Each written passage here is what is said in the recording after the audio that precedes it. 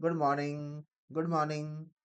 मैं मनीष कुमार फिर से एक बार बॉटनी के नए क्वेश्चंस के साथ एम के बायो यूट्यूब चैनल पर आपका स्वागत करता हूं और उम्मीद करता हूं कि आप सभी की पढ़ाई बहुत अच्छे से हो रही होगी।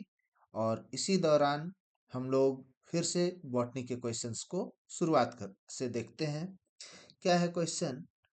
यदि आपको नीट में 180 आउट ऑफ 180 लेकर के आना है बॉटनी सेक्शन में, तो हमारा वीडियो आपके लिए बेहद खास और बेहद ज़रूरी वीडियो होने जा रहा है। देखिए, सबसे पहला क्वेश्चन है, विच of the following is a correct statement about ecosystem stability? क्या बोल रहा है? ये एक्चुअली इकोसिस्टम के स्टेबिलिटी की बात कर रहा है। इकोसिस्टम के स्टेबिलिटी की बात कर रहा है। इकोसिस्टम के स्टेबिलिटी की यदि हम बात करते हैं, higher biodiversity increases ecosystem resilience. जैसा जैसे बायोडाइवर्सिटी इंक्रीज होगा, क्या इकोसिस्टम हमारा रेजिलियंट होता जाएगा? क्या ये पॉसिबल है? देखते हैं। Ecosystem stability is not influenced by species interaction. क्या ऐसा आपने कहीं पढ़ा है कि इकोसिस्टम जो है वो स्पेसीज इंटरेक्शन से इन्फ्लुएंस नहीं होता है? अरे भैया, इकोसिस्टम को तो हम लोग डिफाइन ही उसी से करते हैं कि स्पेसीज के इंटरेक्शन को हम लोग एक इको एनवायरनमेंट में इकोलॉजी बोलते हैं, और इकोसिस्टम उसी से तो डिफाइन होता है। मतलब कि स्पेसीज इंटरेक्शन जो टर्म है, ये इकोसिस्टम को डिफाइन करने के लिए यूज किया जाता है, तो ये तो बिल्कुल नहीं होगा। ठीक है। इकोसिस्टम स्टेबिलिटी डिपेंड डिपेंड किस पे? Only on abiotic factor. यदि इकोसिस्टम स्टेबिलिटी सिर्फ और सिर्फ एबायोटिक फैक्टर पे डिपेंड करता, तो फिर हम लोग एनिमल इंटरेक्शन की बात ही क्यों करते, स्पेसीज इंटरेक्शन की बात ही क्यों करते? ठीक है। तो यहाँ पे बायोटिक और एबायोटिक दोनों का इंटरेक्शन जरूरी है इकोसिस्टम में। जितना हमारे लिए सनलाइट और एयर जितना जरूरी है, उतना ही इकोसिस्टम में उस सनलाइट और एयर को यूज करने के लिए एनिमल्स होने चाहिए, प्लांट्स होने चाहिए, छोटे छोटे माइक्रोब्स होने चाहिए। ठीक है। तो ये भी गया। Ecosystem stability is unaffected by human activities. यदि ये अनअफेक्टेड होता यदि ये अनअफेक्टेड होता, तो हम लोग जो कहते हैं कि डिफोरेस्टेशन की वजह से इकोसिस्टम बर्बाद हो रहा है, अर्बनाइजेशन की वजह से इकोसिस्टम बर्बाद हो रहा है, हम लोग कहते हैं ना, इंडस्ट्रियलाइजेशन की वजह से इकोसिस्टम बर्बाद हो रहा है। ठीक है। हम लोग कहते हैं ना, सॉइल पॉल्यूशन की वजह से इकोसिस्टम बर्बाद हो रहा है। हम लोग कहते हैं ना, वाटर पॉल्यूशन की वजह से इकोसिस्टम बर्बाद हो रहा है। मतलब एक बायोलॉजी के स्टूडेंट है तो आपको तो ये पढ़ना ही है और पता ही है। मतलब जो बायोलॉजी के स्टूडेंट नहीं भी होंगे, जिनको इन सब इकोसिस्टम के बारे में पढ़ना नहीं भी पड़ा होगा, और यदि वो 10 12th किए हुए हैं, तो जाहिर सी बात है वो इतने समझदार तो, मतलब मेंटल एबिलिटी टाइप का ये क्वेश्चन दिया हुआ है, और वो इतने समझदार हैं कि वो कह सकते हैं कि यदि इकोसिस्टम स्टेबिलिटी स्पेसीज इंटरेक्शन से डिफाइन होता है, तो सेकंड गलत है। यदि एबायोटिक और बायोटिक दोनों फैक्टर का पे वो डिपेंड करता है, तो थर्ड ऑप्शन गलत है। और ह्यूमन एक्टिविटी से अफेक्टेड होता है, तो फोर्थ ऑप्शन भी गलत हो गया। तो हमारे पास वन एंड ओनली ऑप्शन बच गया, higher biodiversity increases ecosystem resilience. Biodiversity जितना ज़्यादा बढ़ेगा, उतना इकोसिस्टम रेजिलियंस होगा। यहाँ देखिए एक्सप्लेनेशन क्या लिखा है, higher biodiversity enhances ecosystem resilience by increasing species interaction and functional redundancy। ठीक है। हम लोग अगला सवाल की ओर मूव करते हैं। अगला सवाल बिल्कुल एकदम आपके एनसीईआरटी से उठाया गया एक फॉर्मूला है। ये फॉर्मूला आपको इकोलॉजी में देखने को मिलेगा। विच of the following represent net primary productivity. जहां कहीं भी देखिए बाबू, जहां कहीं भी ये जो टर्म आता है ना नेट, यहाँ आप ये समझ जाइए कि ग्रॉस में से कुछ तो माइनस हो रहा है, चाहे वो बायोलॉजी का टर्म हो, चाहे वो ग्रॉस में से आप माइनस कीजिए, कुछ तो माइनस हो रहा है, चाहे वो बायोलॉजी का टर्म हो, चाहे वो इकोनॉमिक्स का टर्म हो, चाहे वो इकोलॉजी का टर्म हो, ठीक है, चाहे वो इन्वायरमेंट साइंस का हो, मतलब कहीं से भी आप देख लीजिए, जहां कहीं भी ये कह रहा है नेट, मतलब कि ग्रॉस में से कुछ ना कुछ ये, सॉरी, कुछ ना कुछ ये माइनस करेगा। Net is equal to gross minus, net is equal to gross minus something. अब यहाँ पे देखिए, net is equal to gross minus something जब हम आपको बोले हैं, तो ऑप्शन नंबर थर्ड और ऑप्शन नंबर फोर कटा, ऑप्शन नंबर थर्ड और ऑप्शन नंबर फोर कटा, और ऑप्शन नंबर फर्स्ट भी कटा। N P P is equal to G P P minus NPR.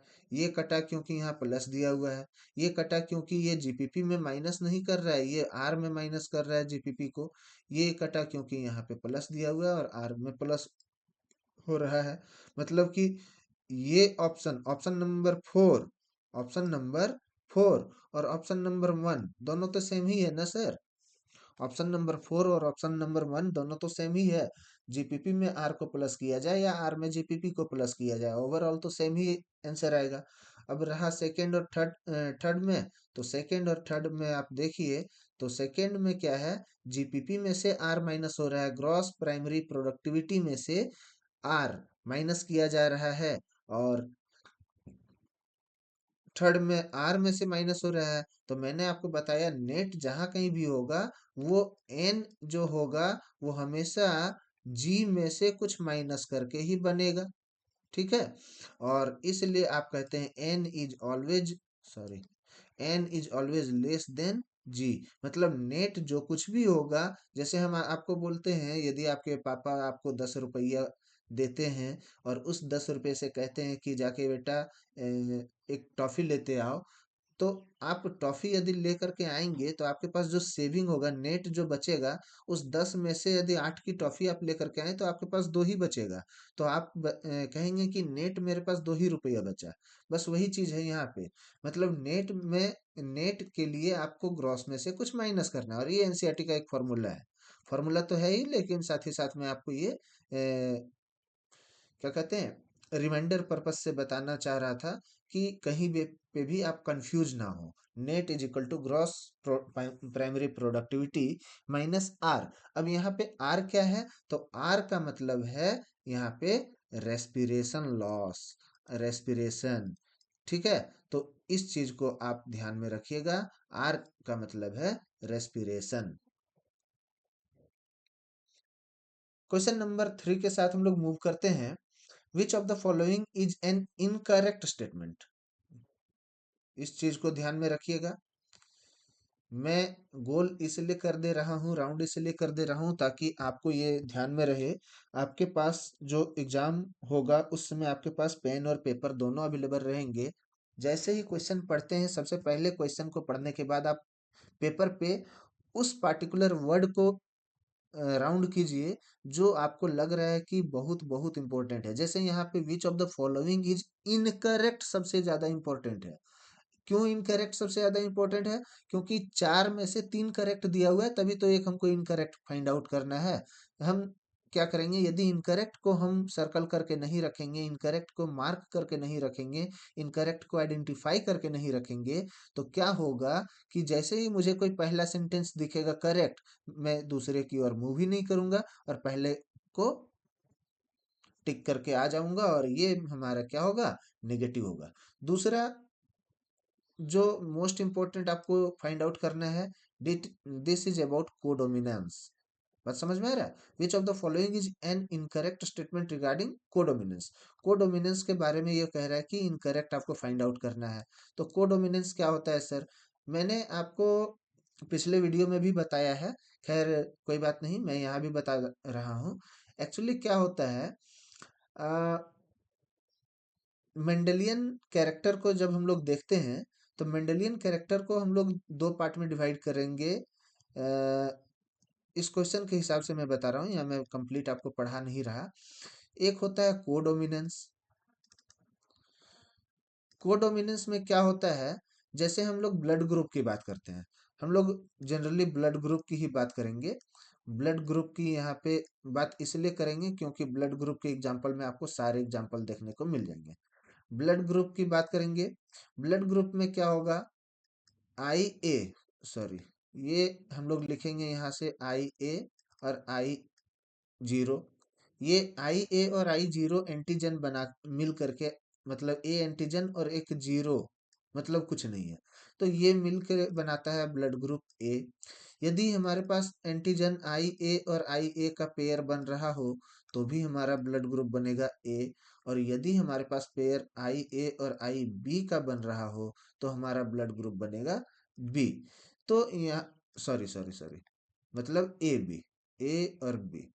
तो मतलब यहाँ पे आप देखिए, आई ए आई जीरो में क्या है, एक डोमिनेंट एलील है और दूसरा रिसेसिव एलील है, जिस वजह से रिसेसिव एलील अपने आप को एक्सप्रेस नहीं कर पा रहा है और डोमिनेंट एलील अपने आप को एक्सप्रेस कर पा रहा है। तो यहाँ पे ब्लड ग्रुप जो हुआ वो डोमिनेंट एलील के हिसाब से ब्लड ग्रुप क्या हो गया, ए, जो अपने आप को एक्सप्रेस कर पाया। तो इसको हम लोग कहेंगे नॉर्मल डोमिनेंस, इसको हम लोग क्या कहेंगे, डोमिनांस। ठीक है। यहाँ पे हम लोग क्या देख रहे हैं, यहाँ पे दोनों के दोनों एलील जो हैं वो ब्लड ग्रुप ए को ही डिनोट कर रहे हैं, मतलब दोनों के दोनों सेम फैक्टर हैं। तो ये तो होमोजाइगस कंडीशन हो गया। और होमोजाइगस कंडीशन जब है तो यहाँ पे कोई झगड़ा का बात ही नहीं है, यहाँ पे कोई लड़ाई का बात नहीं है। होमोजाइगस फैक्टर में क्या है, अरे भैया ये करे या ये करे, कोई ना कोई एक जो भी करेगा वो ब्लड ग्रुप ए ही रहेगा, क्योंकि क्योंकि दोनों के दोनों डोमिनेंट फैक्टर हैं।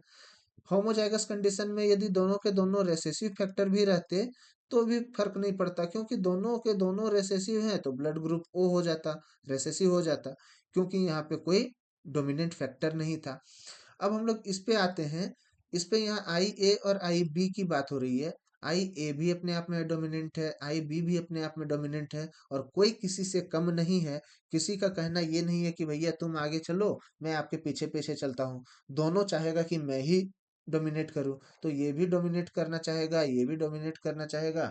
और ओवरऑल दोनों के डोमिनेट करने की वजह से, ओवरऑल दोनों के डोमिनेट करने की वजह से हम लोग क्या देखेंगे, हम लोग देखेंगे ब्लड ग्रुप ए बी बन जा रहा है। और ऐसे फीचर को हम लोग कहते हैं कोडोमिनेंस। ठीक है। अब इसी में एक और एग्जांपल मैं आपको देता हूँ।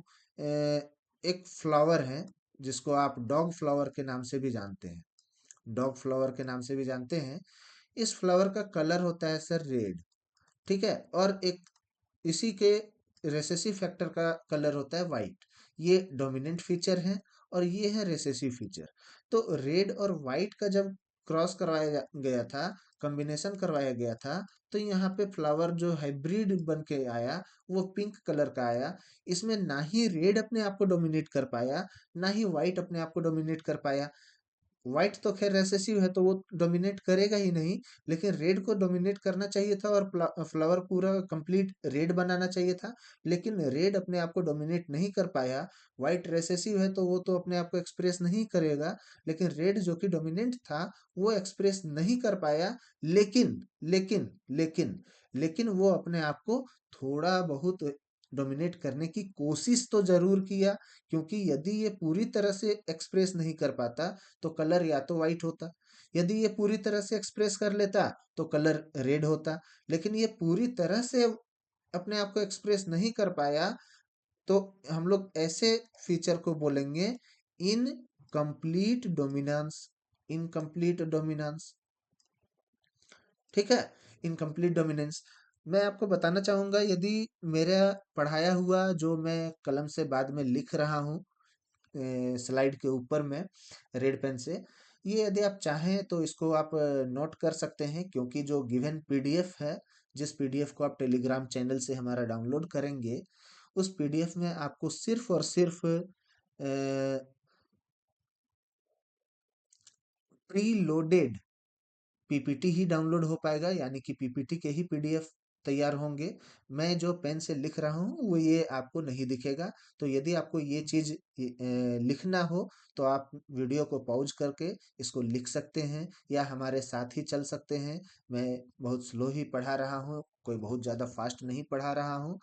आपको यदि नोट करना हो तो आप नोट कर सकते हैं। ठीक है?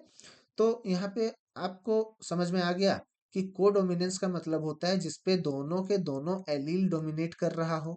इनकम्प्लीट डोमिनेंस का मतलब होता है जिसपे डोमिनेंट फैक्टर डोमिनेट करना चाहता तो है, बट वो कंप्लीट पूरी तरह से डोमिनेट नहीं कर पा रहा हो।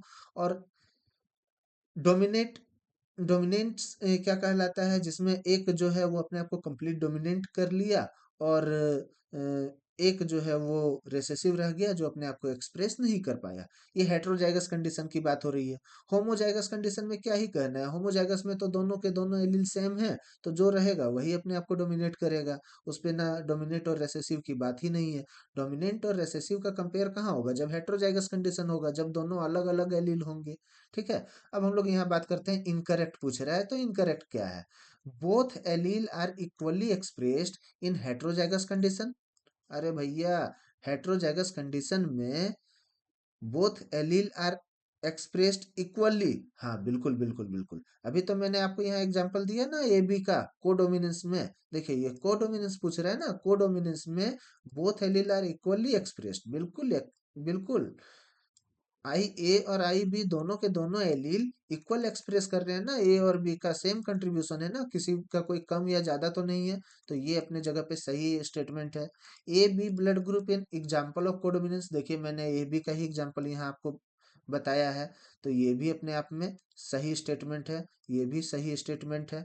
One allele completely mask the other in codominance, नहीं, वन एलील यदि कंप्लीटली मास्क कर जाता है दूसरे के ऊपर, कंप्लीटली मास्क कहने का मतलब है एक कंप्लीट डोमिनेट कर जाता है और दूसरा को कंप्लीट रेसेसिव बना देता है। मतलब एक कंप्लीट अपने आप को एक्सप्रेस कर लेता है और दूसरा बिल्कुल अपने आप को एक्सप्रेस नहीं कर पाता है। That is this one. मैंने आपको एग्जांपल दिया है इसका, क्या? आई ए आई ओ दोनों मिलके ए बनाता है। और this one is not an this one is not an codominance. ये कोडोमिनेंस का फीचर नहीं है, ये कंप्लीट डोमिनेंस का फीचर है। ठीक है? ये कोडोमिनेंस का फीचर नहीं है। Codominance differ from incomplete dominance, बिल्कुल अभी मैंने आपको बताया ना। कोडोमिनेंस में दोनों के दोनों फैक्टर ए और बी, दोनों के दोनों एलील ए और बी दोनों अपने आप को एक्सप्रेस कर रहे हैं। यदि यहाँ जैसे इनकम्प्लीट डोमिनेंस में क्या हो रहा है, व्हाइट तो पूरी तरह से स्वाहा, लेकिन रेड जो है वो अपने आप को एक्सप्रेस कर रहा है बट पूरी अच्छे तरीके से नहीं कर पा रहा है। यदि रेड और व्हाइट कोडोमिनेंस की तरह करते तो रेड और व्हाइट मिल करके ऐसा बनाता चितकबरा टाइप का, कहीं रेड कहीं व्हाइट, कहीं रेड कहीं व्हाइट।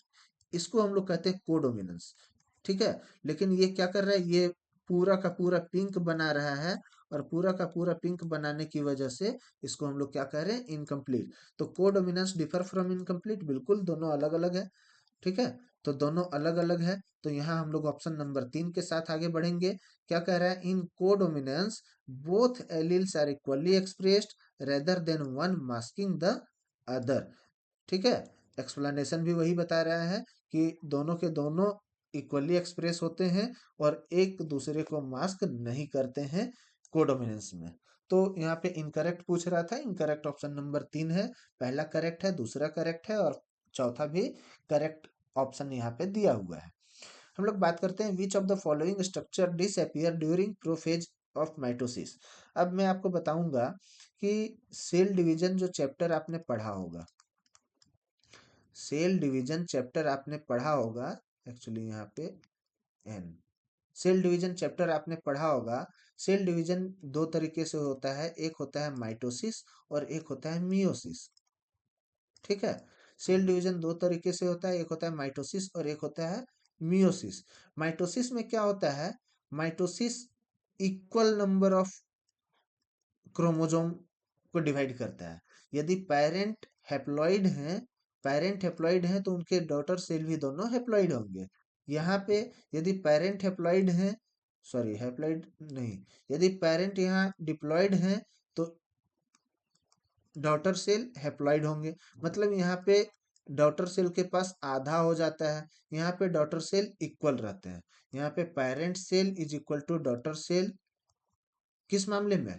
प्लॉइडी लेवल के मामले में, PLOID, प्लॉइड के मामले में, यानी कि हैप्लॉइड होंगे या हैप्लॉइड होंगे या डिप्लॉइड होंगे या ट्रिप्लॉइड होंगे, जो भी होंगे उसके मामले में ये हैप्लॉइड डिप्लॉइड ट्रिप्लॉइड क्या होता है? हैप्लॉइड का मतलब होता है क्रोमोजोम का पेयर ना होना, सिंगल सेट ऑफ क्रोमोजोम का होना।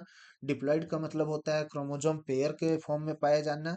जैसे हम लोग बोलते हैं ना कि हमारे पास 23 पेयर ऑफ क्रोमोजोम होते हैं, 23 पेयर्स क्रोमोजोम पाए जाते हैं हमारे सेल में। तो ये 23 पेयर्स, जहां हम पेयर्स की बात कर रहे हैं तो हमारा क्रोमोजोम डिप्लॉइड कंडीशन में है। इसी को यदि हम बोलते कि नहीं हमारे पास 46 क्रोमोजोम पाया जा रहा है, ओनली 46, तो ये हैप्लॉइड कंडीशन होता। लेकिन ये 46 हम लोग ना बोल के हम लोग 23 पेयर बोलते हैं। तो 23 पेयर क्यों बोलते हैं? क्योंकि हमारा क्रोमोजोम डिप्लॉइड कंडीशन में पाया जाता है। उसी तरह कहीं कहीं आप देखते होंगे ट्रिप्लॉइड कंडीशन, जैसे खास करके आप इंडोस्पर्म की यदि बात करते हैं, किसी भी कोकोनट के इंडोस्पर्म की बात करेंगे या मेज के इंडोस्पर्म की बात करेंगे, तो इंडोस्पर्म में जनरली जो क्रोमोजोम होते हैं वो 3M के फॉर्म में पाए जाएंगे, जिसको आप ट्रिप्लॉइड कहेंगे। तो ट्रिप्लॉइड कंडीशन, तो यहाँ पे ये हैप्लॉइड डिप्लॉइड ट्रिप्लॉइड की बात नहीं थी। एक्चुअली मैं ये आपको थोड़ा सा एक्स्ट्रा बताने की कोशिश किया आपके जानकारी के पर्पज से।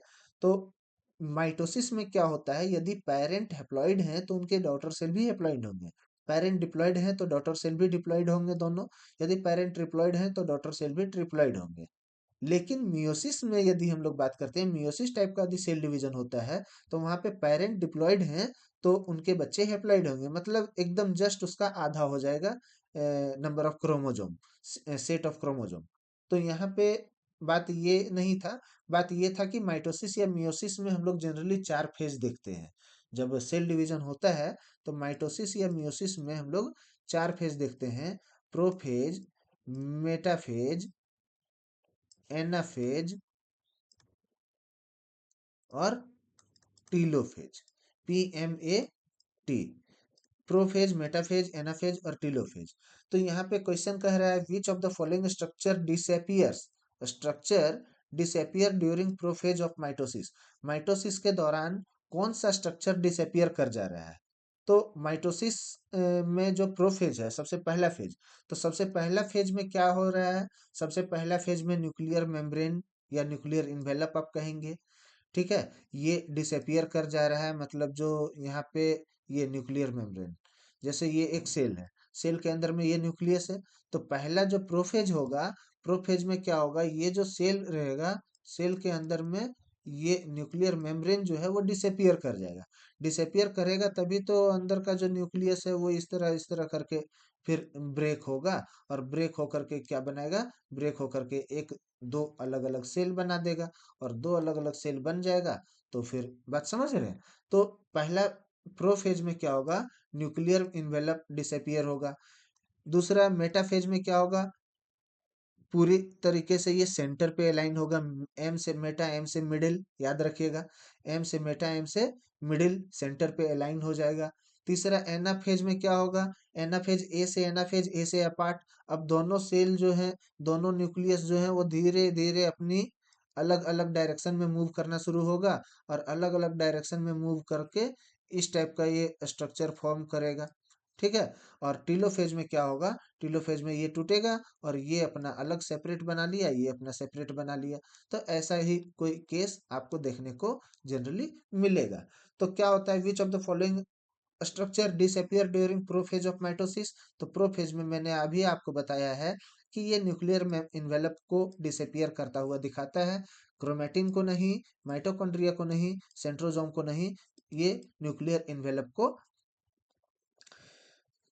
डिसअपियर करता हुआ दिखाता है, ताकि न्यूक्लियस के अंदर का जो क्रोमोजोम है वो फ्रीली मूव कर सके सेल के अंदर में।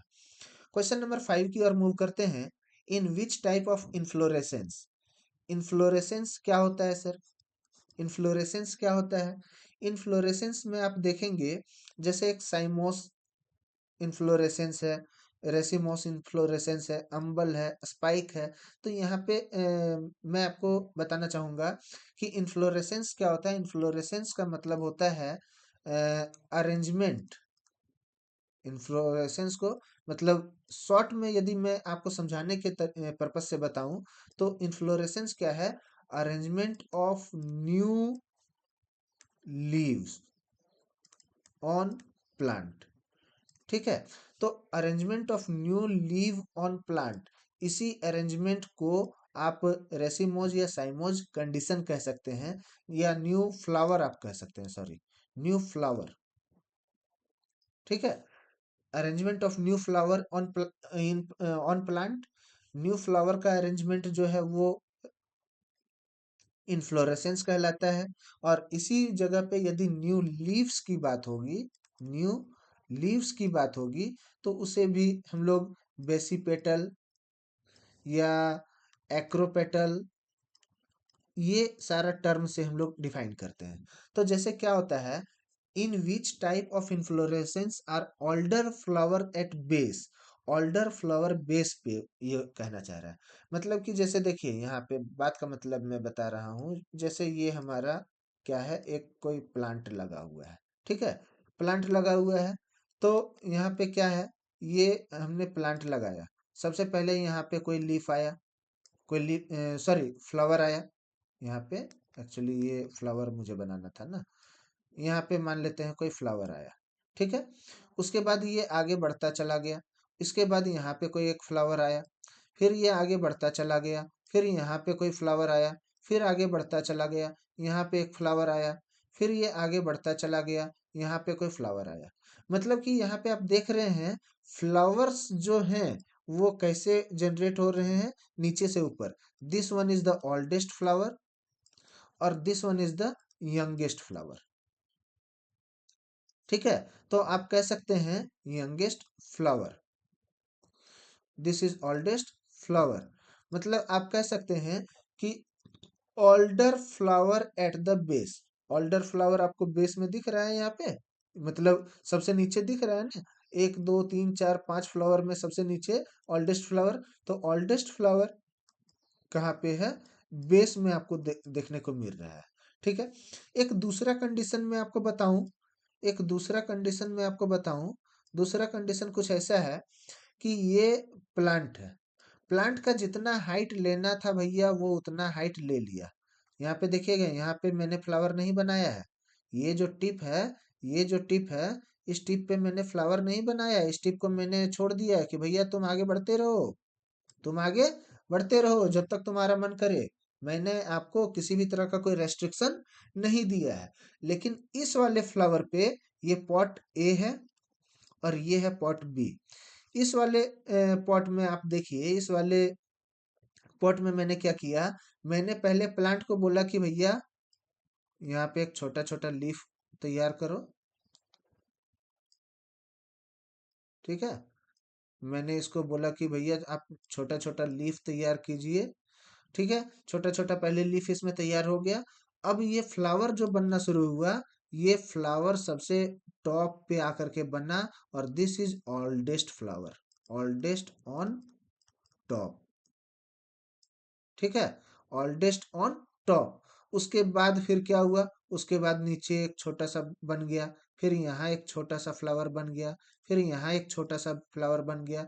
मतलब उसके बाद इसके एक ब्रांच निकलेंगे। इस ब्रांच में यहाँ पे एक फ्लावर बना, इस यहाँ एक फ्लावर बना, यहाँ पे एक छोटा सा लीफ निकल गया।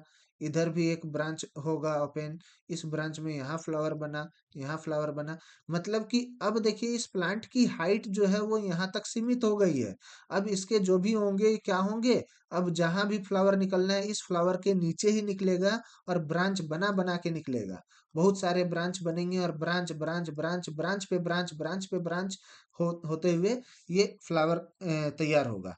मतलब कि यहाँ पे आप देखिए, यहाँ पे जो पॉइंट बी मैंने बनाया, जो पॉट बी मैंने बनाया, यहाँ पे यंग जो फ्लावर होगा, यंगेस्ट फ्लावर, वो आपको बेस में देखने को मिलेगा।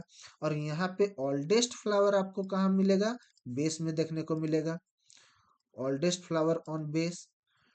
ठीक है, तो ओल्डेस्ट फ्लावर यदि बेस पे है तो इस कंडीशन को या रेसिमोस कंडीशन बोलेंगे, इस कंडीशन को रेसिमोस बोलेंगे।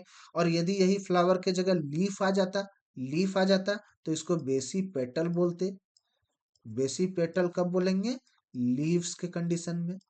यंगेस्ट फ्लावर यदि बेस पे है, यंगेस्ट फ्लावर यदि बेस पे है, जो नया नया अभी आ रहा है वो बेस पे है, और ओल्डेस्ट ऑन टॉप, यदि ओल्डेस्ट ऑन टॉप पोजीशन पे है तो इसको हम लोग क्या बोलेंगे? इसको हम लोग साइमोस कंडीशन बोलेंगे। या यही यदि लीफ की बात हो रही वहां, जैसे अभी फ्लावर की हम बात कर रहे हैं, यदि लीफ की बात होती तो ये एक्रोपेटल कंडीशन होता। एक्रोपेटल यानी कि लीव्स की बात हो रही होती, या फ्लावर में जो पेटल्स होते हैं उनकी बात हो रही होती। तीसरा, अम्ब्रेल शेप क्या है? अम्ब्रेल अम्ब्रेला का शेप बनाता है। अम्ब्रेला का शेप यानी कि आप कह सकते हैं मतलब एक तरह से आप कह सकते हैं ये, एक तरह से आप कह सकते हैं साइमोज और अम्ब्रेल लगभग लगभग सेम है। एक्चुअली अम्ब्रेल और स्पाइक आपके एनसीईआरटी में दिया हुआ नहीं है और आपको पढ़ना भी नहीं है शायद। खैर इसको रहने दीजिए। आप साइमोज और रेसिमोज को देखिए। साइमोज में क्या हो रहा है? साइमोज में क्या हो रहा है? Oldest on top. रेसिमोज में क्या हो रहा है? Oldest on base. रेसिमोज को यदि हम पेटल्स के बात में बोले तो बेसिक पेटल, और साइमोज को यदि पेटल्स की टर्म में बोले तो ये क्या हो रहा है? एक्रोपेटल। ठीक है, आपको समझ में आ गया? आपको समझ में आ गया? तो समझ में आ गया तो आप यहाँ पे करेक्ट आंसर का चुनाव कीजिए, option number B. Which of the following statement about virus is correct? अब देखिए यहाँ वायरस के बारे में बात हो रहा है। वायरस क्या है भैया? वायरस एक neither living nor nor non living. ठीक है, वायरस क्या है? ना ही लिविंग है, ना ही नॉन लिविंग है। वायरस क्या है? ना ही लिविंग है, ना ही नॉन लिविंग है। वायरस को 5 किंगडम में कोई प्लेस नहीं मिला। ये 5 किंगडम क्या है? 5 kingdom, 5 classification given by R H Whittaker साहब। R H विटाकर साहब कब? 1869 में या 1969 में? मैं थोड़ा कंफ्यूजन में हूँ, आप एक बार देख लीजिएगा। R H विटाकर साहब 1969 में 5 किंगडम क्लासिफिकेशन दिए हैं। कब दिए हैं ये थोड़ा मैं कंफ्यूजन में हूँ, आप देख लीजिएगा। ठीक है, आप देख लीजिएगा, मैं यहाँ ईयर यहाँ से हटा रहा हूँ। R H विटाकर साहब ने 5 किंगडम क्लासिफिकेशन दिया, जिसपे वायरस को कोई प्लेस नहीं मिला, वायरस को कोई स्थान नहीं मिला। ये 5 किंगडम क्लासिफिकेशन क्या है? मोनेरा, प्रोटिस्टा, फंगाई, प्लांटे और एनिमलिया। मोनेरा में सिर्फ और सिर्फ प्रोकैरियोट आएंगे, और बाकी के बाकी चारों क्या हैं? यूकैरियोट हैं। मोनेरा प्रोकैरियोट हैं और बाकी के चारों यूकैरियोट हैं। अब यहाँ पे हम लोग देखते हैं क्या पूछना चाह रहा है। करेक्ट पूछना चाह रहा है किसके बारे में? वायरस के बारे में। क्या पूछ रहा है? वायरस है बोथ डीएनए आरएनए। बहुत बढ़िया। वायरस के पास डीएनए कब होने लगा? Virus are considered living only inside host cell. Living only inside host cell. मैंने आपको बताया था कि जहां कहीं भी ओनली लिखा हो तो थोड़ा सा सतर्क हो जाइएगा। ऑप्शन गलत होने का चांस 95% होता है। लेकिन यहाँ पे देखिएगा, यहाँ पे virus are considered living only inside host cell, ये कहीं ना कहीं स्टेटमेंट सही है। Virus can replicate, virus have cell membrane. ठीक है, समझ में आ गया? वायरस ना ही इंडिपेंडेंटली रेप्लिकेट कर पा रहा है, ना ही इनके पास सेल मेम्ब्रेन है, ना ही इनके पास डीएनए है। तो यहाँ पे ऑप्शन नंबर 2 का चुनाव हम लोग करेंगे, और ऑप्शन नंबर 2 के साथ हम लोग आगे बढ़ेंगे। अगला सवाल हमारा है, which component of the plasma membrane contributes to its fluidity? ठीक है, प्लाज्मा मेम्ब्रेन का मैं यहाँ अभी कंप्लीट आपको पढ़ा नहीं पाऊंगा, थोड़ा सा बहुत ज्यादा लंबा कंटेंट लगता है। आप एनसीईआरटी में देखिएगा, फ्लूइड मोसेक मॉडल, या आप देखिएगा गुलाब जामुन मॉडल, गुलाब जामुन मॉडल, ये फ्लूइड मोसेक मॉडल या गुलाब जामुन मॉडल, ये दोनों मॉडल जो हैं वो प्लाज्मा मेम्ब्रेन का ही है। एक ही मॉडल के दो नाम हैं। प्लाज्मा मेम्ब्रेन को ही डिस्क्राइब करने के लिए एक फ्लूइड मोसेक मॉडल या गुलाब जामुन मॉडल बोला गया है। इसमें क्या होता है, इसमें जनरली जो प्लाज्मा मेम्ब्रेन स्ट्रक्चर है वो डबल मेम्ब्रेनस स्ट्रक्चर है, डबल मेम्ब्रेनस स्ट्रक्चर है। तो इस पे क्या होगा, एक लिपिड लगा हुआ रहेगा, ये दूसरा लिपिड लगा हुआ रहेगा, एक लिपिड लगा हुआ रहेगा, ये दूसरा लिपिड लगा हुआ रहेगा, और हर एक लिपिड में कुछ ग्लाइकोप्रोटीन या ग्लाइकोलिपिड लगा हुआ रहेगा। ठीक है। यहाँ पे वाटर पास नहीं हो पा रहा है। वाटर पास इसलिए नहीं हो पा रहा था क्योंकि सामने में लिपिड लगा हुआ था। तो लिपिड के बीचों बीच वाटर को पास करने के लिए हम लोग किसका सहारा ले रहे हैं, ग्लाइकोलिपिड को, या ग्लाइकोप्रोटीन का सहारा ले रहे हैं, फॉस्फोलिपिड का सहारा ले रहे हैं। ठीक है। तो ये बताना चाह रहा है which component of plasma membrane contributes to its fluidity, plasma membrane को फ्लूइडिटी प्रोवाइड करने के लिए कौन सा कंपोनेंट सबसे ज्यादा यूजफुल है। तो यहाँ फॉस्फोलिपिड सबसे ज्यादा यूजफुल होगा। हाँ, फ्लूइड मोसेक मॉडल या गुलाब जामुन मॉडल बताता है कि प्रोटीन और लिपिड का जो इस पे क्या कहते हैं प्लाज्मा मेम्ब्रेन बनाने के लिए जो रेशियो है वो 60:40 का रेशियो है। एक बार आप इसको एनसीईआरटी से कंफर्म कर लीजिएगा, एनसीईआरटी से कंफर्म कर लीजिएगा। ठीक है, याद से, क्योंकि ये 60:40 का रेशियो है, या 90:10 का रेशियो है, या 80:20 का रेशियो है, ये आप एक बार कंफर्म कर लीजिएगा। मुझे एक्चुअल में ये अभी याद नहीं आ रहा है। ठीक है। तो आप एनसीईआरटी से कंफर्म कर लीजिएगा। आपके एनसीईआरटी में सेल वाले चैप्टर में ये दिया हुआ है प्लाज्मा मेम्ब्रेन का जो कंपोजिशन है प्रोटीन और लिपिड का, वो कितने बाय कितने का कंपोजिशन है, और क्या रेशियो में इनका कंपोजिशन है। आप एक बार एनसीईआरटी से कंफर्म कर लीजिएगा। तत्काल हम आपको बताना चाहेंगे कि प्लाज्मा मेम्ब्रेन में फ्लूइडिटी जो है वो फॉस्फोलिपिड से ही प्रोवाइड किया जाता है। ठीक है। आगे हम लोग बात करते हैं। मैं अभी जैसे आपको नीट के लिए बायोलॉजी की के कुछ इंपॉर्टेंट एमसीक्यूज बता रहा हूँ, इसी तरह अंक प्लस के यूट्यूब चैनल पे complete GK GS computer Hindi English मतलब कि जनरल कंपटीशन के प्रिपरेशन के लिए, यूपीएससी एसएससी बैंकिंग रेलवे के प्रिपरेशन के लिए सारे कंटेंट बताए गए हैं और कंटिन्यू बताए जा रहे हैं। यदि आपके सगे संबंधी भाई बहन मित्र दोस्त कोई यदि वैसे हैं जो इस स्टेज में है कि वो जनरल कंपटीशन की जॉब लेने की प्रिपरेशन फेज में है, प्रिपरेशन कर रहे हैं, तो आप उनको लाइक कमेंट और शेयर कर सकते हैं।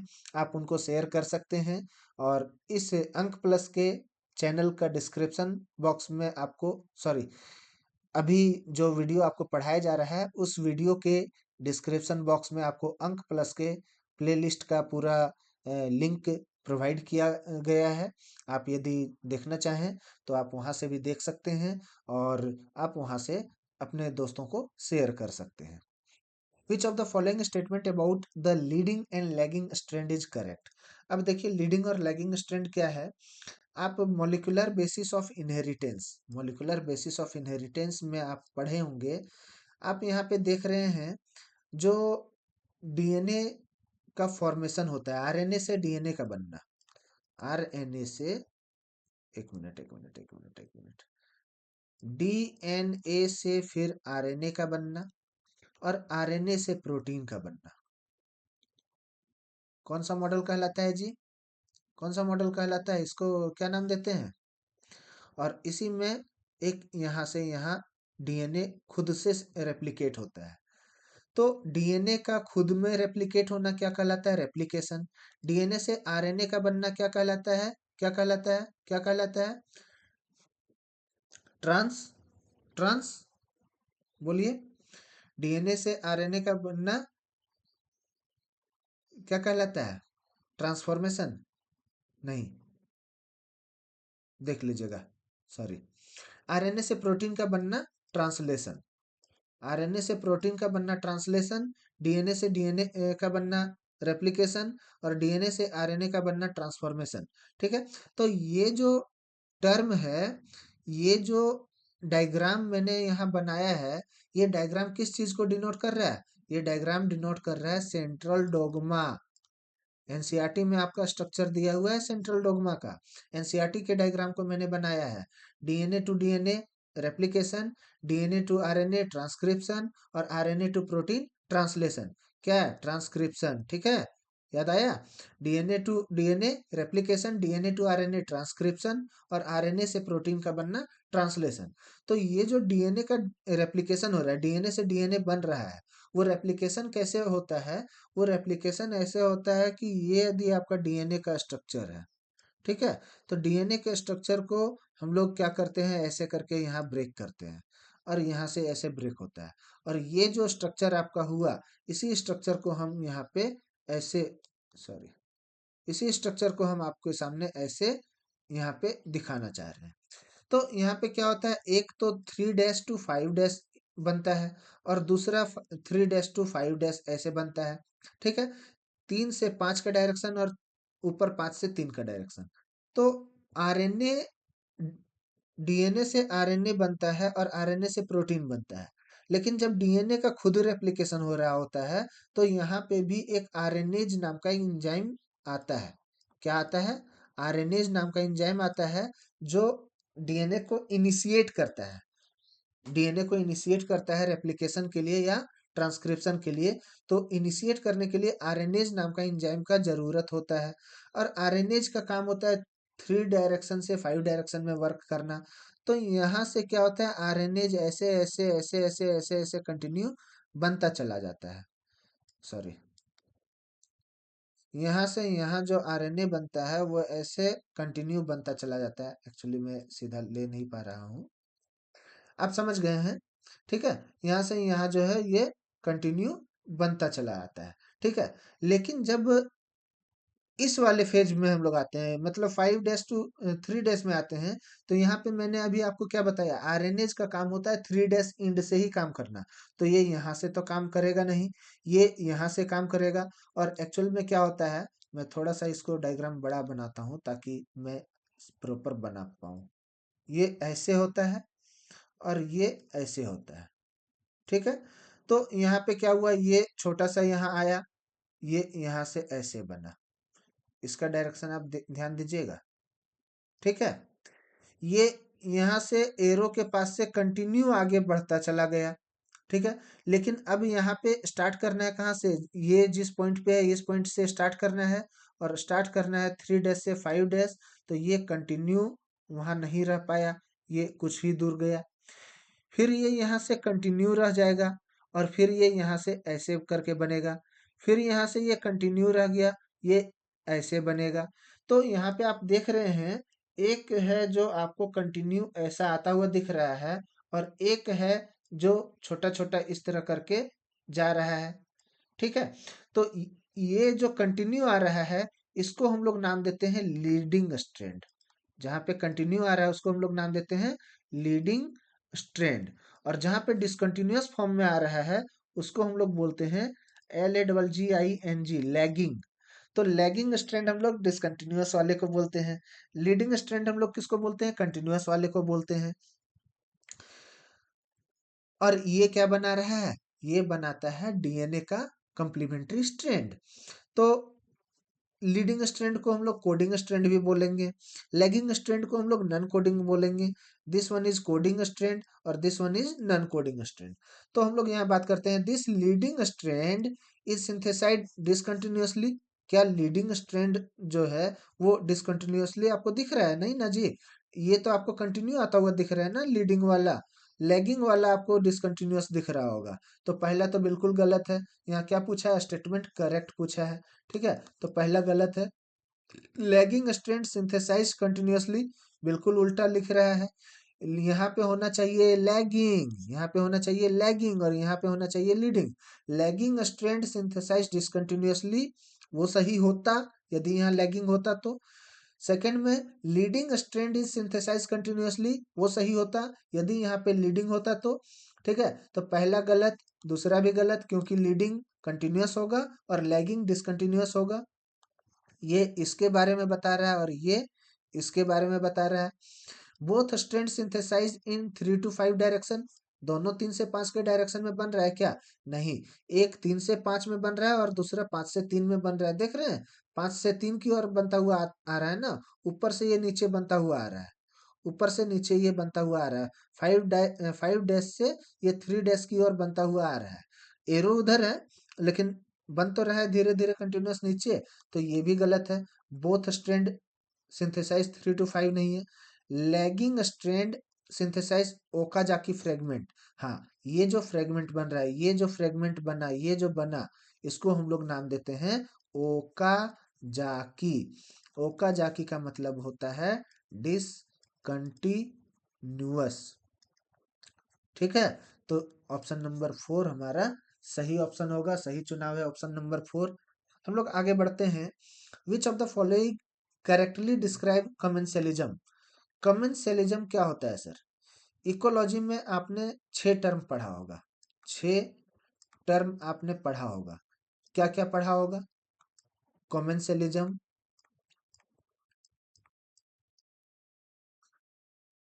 अमेंसलिज्म, अमेंसलिज्म, पैरासिटिज्म,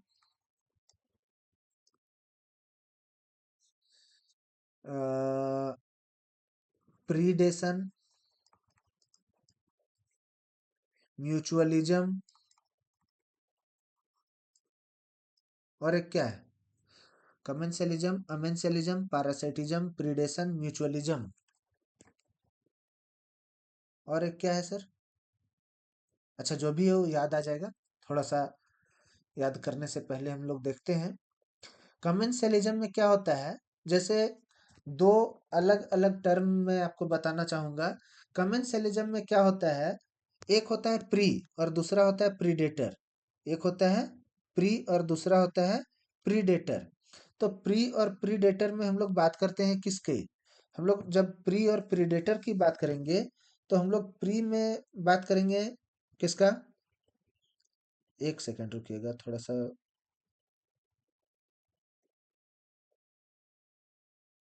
हाँ, तो मैं बोल रहा था क्या, कि मैं बोल रहा था एक होता है प्री, प्री नहीं एक्चुअली प्रे, PREY, और एक होता है प्रीडेटर।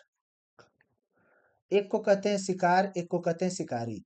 ठीक है, प्रे और प्रीडेटर, एक को कहते हैं शिकार, एक को कहते हैं शिकारी। तो ये प्री एंड प्रीडेटर जो है, एक शिकारी है और एक शिकार है। दूसरा इसी तरह से हम लोग कहते हैं, एक होस्ट बॉडी होता है। हम लोग बोलते हैं ना, जैसे अभी वायरस वाले क्वेश्चन में हम लोगों ने कहा ना कि वायरस के होस्ट बॉडी कौन है? Living cell. तो एक होता है होस्ट बॉडी, एक होता है होस्ट बॉडी या होस्ट ऑर्गेनिज्म, और एक होता है पैरासाइट, पैरासाइट ऑर्गेनिज्म या पैरासाइट बॉडी। ठीक है, तो कहने का मतलब है, जैसे मतलब सीधा इंग्लिश के टर्म में यदि मैं आपको बताऊं, तो एक होता है डिपेंडेंट और एक होता है जिस पे डिपेंड हो रहा हो। एक हो रहा है डिपेंडेंट, जो डिपेंड कर रहा हो, और एक होता है डिपेंड, डिपेंड जिस पे डिपेंड हो रहा हो। सीधा हिंदी में लिखते हैं ना, इंग्लिश नहीं समझ में आ रहा है। जिस पे डिपेंड हो रहा हो। ठीक है, तो एक हो रहा है डिपेंडेंट, जो डिपेंड हो रहा हो, और एक होता है जिस पे डिपेंड हो रहा हो। ठीक है, तो डिपेंडेंट को आप कहेंगे पैरासाइट एक तरह से, और जिस पे डिपेंडेंट हो रहा हो उसको आप होस्ट कह सकते हैं, होस्ट। ठीक है, तो ये कहने का ये मतलब है कि दो अलग अलग ऑर्गेनिज्म या दो अलग अलग लिविंग थिंग के बारे में बात हो रहा है, जिसपे एक की जरूरत दूसरे से पूरा हो रहा है, और यहाँ पे एक दूसरे पे जब डिपेंड कर रहा है लोग, तो यहाँ पे 6 तरह की चीजें आपको देखने को मिलती हैं। 6 तरह की चीजें क्या देखने को मिलती हैं? या तो उनको एक को बेनिफिट होगा, दूसरे को एक को बेनिफिट होगा, दूसरे को नुकसान होगा। एक को नुकसान होगा, दूसरे को बेनिफिट होगा। एक को दोनों को बेनिफिट हो सकता है, दोनों को नुकसान हो सकता है। एक को बेनिफिट होगा, दूसरे को कुछ नहीं होगा। एक को नुकसान होगा, दूसरे को कुछ नहीं होगा। तो हमारे पास ये 6 आ गए, 1, 2, 3, 4, 5, 6, 6 आ गए। जब दोनों को बेनिफिट होने की बात होगी, जब दोनों को बेनिफिट होने की बात होगी, तो हम लोग कहेंगे म्यूचुअलिज्म, मतलब दोनों एक दूसरे को बेनिफिट हो रहा है। जब दोनों के को नुकसान हो रहा हो, जैसे मेरी दोस्ती आपसे है और आपका भी नुकसान हो रहा है, मेरा भी नुकसान हो रहा है, तो इस चीज को हम लोग बोलते हैं कंपटीशन। याद आ गया टर्म? इस चीज को हम लोग बोलते हैं कंपटीशन, जहां पे दोनों को नुकसान हो रहा हो। म्यूचुअलिज्म में दोनों को बेनिफिट हो रहा हो, एक को फायदा एक को नुकसान। तो एक को फायदा और एक को नुकसान। पारासिटिज्म, प्रीडेशन में भी एक को फायदा एक को नुकसान।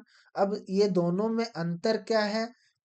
जब पारासाइटिक कंडीशन की बात करते हैं तो पारासाइट क्या करता है, जैसे हमारे सर के ऊपर में क्या होता है, बहुत सारे जू होते हैं, ठीक है? वो क्या करता है, हमें जान से मारता है क्या? नहीं ना। तो पारा वो हमारे ऊपर डिपेंडेंट है, वो हमारा पारासाइट है। हमारे इंटेस्टाइन में क्या होता है, हमारे इंटेस्टाइन में कुछ पारासाइटिक ऑर्गेनिजम्स पाए जाते हैं। हमारे इंटेस्टाइन में आपने जूलॉजी में पढ़ा होगा, ह्यूमन डाइजेस्टिव सिस्टम जब आपको पढ़ाया गया होगा उस समय आपने पढ़ा होगा, हमारे इंटेस्टाइन में भी कुछ पैरासाइटिक ऑर्गेनिजम्स पाए जाते हैं, पैरासाइटिक वर्म्स पाए जाते हैं। क्या वो हमें जान से मारते हैं? नहीं, वो हम पे डिपेंडेंट हैं। वो हमारा ब्लड या हमारे बॉडी के कुछ ऑर्गन या हमारे बॉडी पार्ट्स या हमारे बॉडी के सेल या हमारे बॉडी के टिश्यूज पे डिपेंड कर रहे हैं, सरवाइव कर रहे हैं। तो वो हमें जान से नहीं मार रहे हैं, वो हम पे डिपेंड हैं। मेरा तो नुकसान हो रहा है, बट मेरा क्या, जान से वो हमें नहीं मार रहे हैं, लेकिन उनका बेनिफिट हो रहा है। तो ये डू नॉट किल आप कह सकते हैं, do not kill host. Parasite do not kill host, ठीक है? और प्रीडेशन में क्या होता है, हमने आपको कहा ना, प्रे और प्रीडेटर। प्रे और प्रीडेटर में क्या होता है, एक शिकार एक शिकारी। यदि शिकारी जाएगा शिकार करने के लिए, शिकारी जाएगा किसी एनिमल का हंटिंग के लिए, तो वो जान से ही तो मारेगा। तो यहाँ पे हम लोग बोलेंगे किल, यहाँ पे जान से मारा जाता है, ठीक है? यहाँ पे एक पूरी तरह से सरवाइव कर रहा है और दूसरा पूरी तरह से खत्म, खत्म, उसकी कहानी गो गोवा गॉन, ठीक है?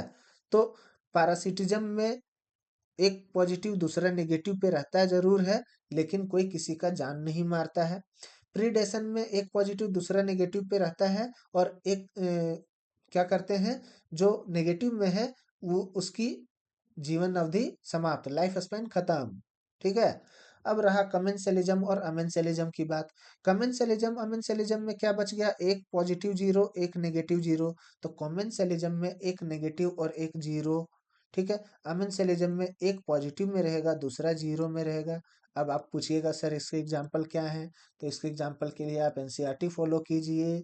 एग्जाम्पल आपको एनसीईआरटी में बहुत बेहतरीन तरीके से बताया गया है, आप एनसीईआरटी को फॉलो कीजिए।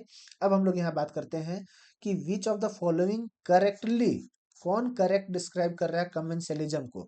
कमेंसलिज्म का क्या मतलब है, एक नेगेटिव होना चाहिए और दूसरा जीरो।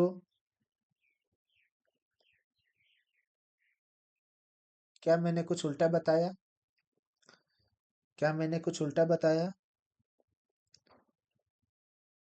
बिल्कुल मैंने उल्टा बताया। एक्चुअली यहाँ पे पॉजिटिव होगा और this one is negative. Commensalism में एक पॉजिटिव एक जीरो और अमेंसलिज्म में एक नेगेटिव एक जीरो, ठीक है? थोड़ा सा सॉरी उसके लिए, मैंने उल्टा बताया है। बोथ स्पेसिस बेनिफिटेड, दोनों स्पेसिस, सॉरी यहाँ टिक नहीं करना था। बोथ स्पेसिस बेनिफिट, दोनों ये बेनिफिट में रहेगा, तो इसको हम लोग क्या कहेंगे, म्यूचुअलिज्म, ठीक है? बोथ, जब दोनों बेनिफिट में रहेगा तो म्यूचुअलिज्म। वन बेनिफिट वन और अदर इज अनअफेक्टेड, एक बेनिफिट में है और दूसरा जीरो में है, इसको हम लोग कहेंगे कमेंसलिज्म। यही तो हम आपको बताना चाह रहे थे, जिसपे मैंने उल्टा बता दिया था। एक बेनिफिट में है और दूसरा हार्म है, एक प्लस में है और दूसरा माइनस में है, तो इसको या तो आप पारासाइटिक बोल सकते हैं, पारासाइटिज्म, या फिर आप प्रीडेशन भी बोल सकते हैं। ठीक है, बोथ स्पेसीज हार्म, दोनों का नुकसान हो रहा है, तो ये कंपटीशन की बात कर रहा है, कंपटीशन की बात कर रहा है। तो हम लोग ऑप्शन नंबर बी के साथ चलेंगे, ऑप्शन नंबर 2 के साथ चलेंगे। कोई दिक्कत? Which of the following is an example of alien invasive species? Alien invasive species. Alien मतलब बाहरी,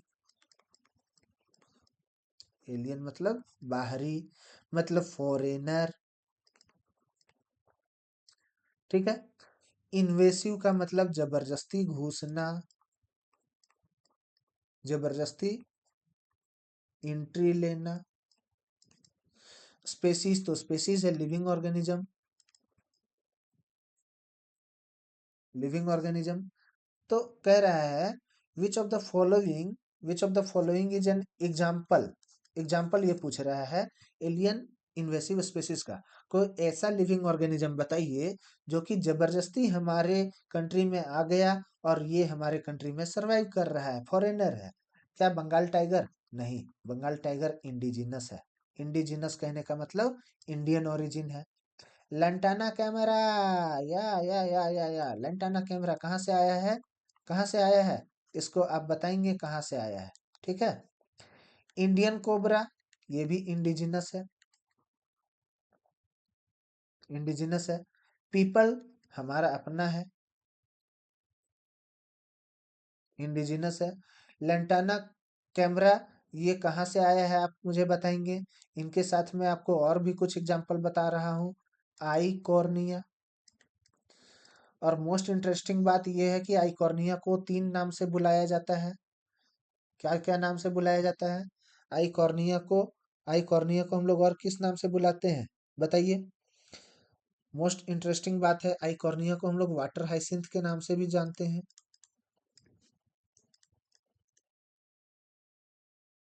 और एक कुछ नाम इसका दिया जाता है, क्या नाम दिया जाता है?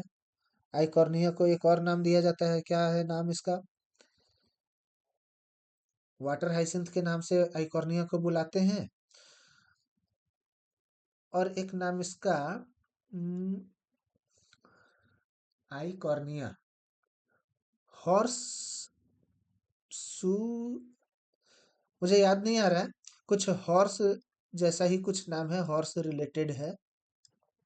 क्या है, थोड़ा सा आप देख लीजिएगा, एनसीईआरटी में गिवन है।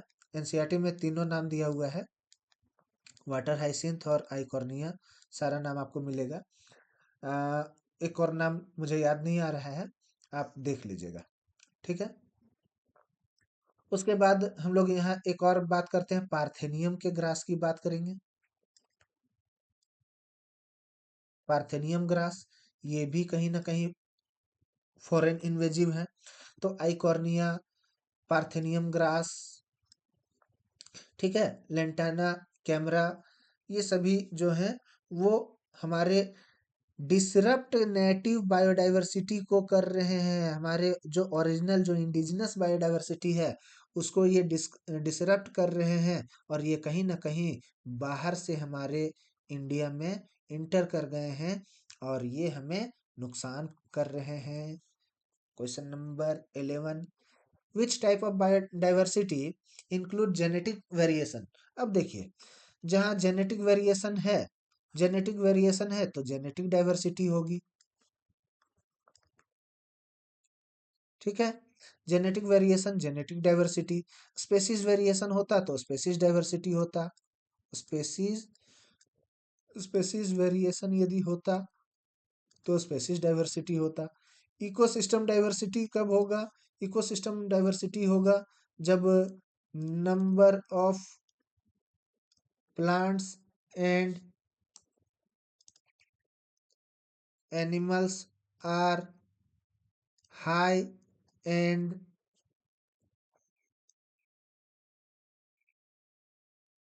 different in different location. जैसे अब यहाँ हम बात करते हैं सुंदरबन। सुंदरबन डेल्टा। सुंदरबन डेल्टा में क्या है? क्या है सुंदरबन डेल्टा में?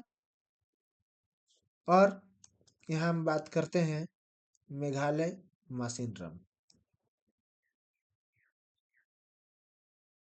मासिनराम मेघालय की। अब आप देखिए, क्या ये सुंदरबन डेल्टा जो है जो बंगाल में है, मासिनराम जो कि मेघालय में है। मासिनराम क्या है, पूरे वर्ल्ड में सबसे ज्यादा बारिश यहीं पे होता है, पूरे साल भर बारिश होता है, कोई भी दिन यहाँ पे बारिश छूटता नहीं है। यहाँ सुंदरबन में क्या है, सुंदरबन गंगा ब्रह्मपुत्र डेल्टा है, गंगा नदी का डेल्टा बना हुआ है। तो आप कह सकते हैं, अब आप बताइए, क्या यहाँ की डाइवर्सिटी और यहाँ की डाइवर्सिटी सेम होगी? दोनों जगह की डाइवर्सिटी क्या सेम होगी? नहीं ना, दोनों जगह की डाइवर्सिटी अलग अलग होगी। तो दोनों जगह की जो डाइवर्सिटी अलग अलग है, एक जगह इन्वायरमेंट का कंडीशन अलग है, रेन का कंसंट्रेशन अलग है, वाटर का मॉइस्चराइजेशन अलग है। तो हम लोग यहाँ पे कह सकते हैं, ऐसे डाइवर्सिटी को हम लोग कहेंगे इकोसिस्टम डाइवर्सिटी। सुंदरबन की डाइवर्सिटी अलग है और मासिन राम मेघालय की डाइवर्सिटी अलग है। फंक्शनल डाइवर्सिटी क्या है? फंक्शनल डाइवर्सिटी फंक्शन के हिसाब से हम लोग बात करते हैं। जैसे कोई एक ही चीज, मतलब क्या कहेंगे, पंख, फेदर, फेदर है ना, बैट के पास भी फेदर है, बर्ड के पास भी फेदर है। ठीक है, तो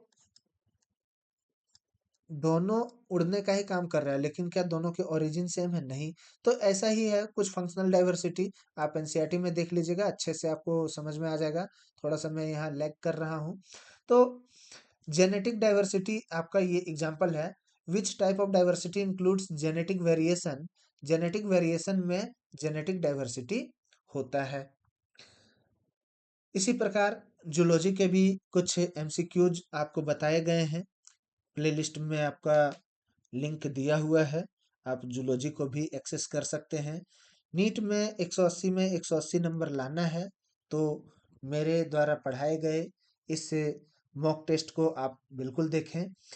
यहाँ पे ये नहीं देखें कि आपको कितने क्वेश्चंस करवाए जा रहे हैं, ये देखें कि एक क्वेश्चन को बताने के लिए आपको लगभग एक के साथ में 4 से 5 अलग अलग क्वेश्चंस का भी डिस्कशन किया जा रहा है।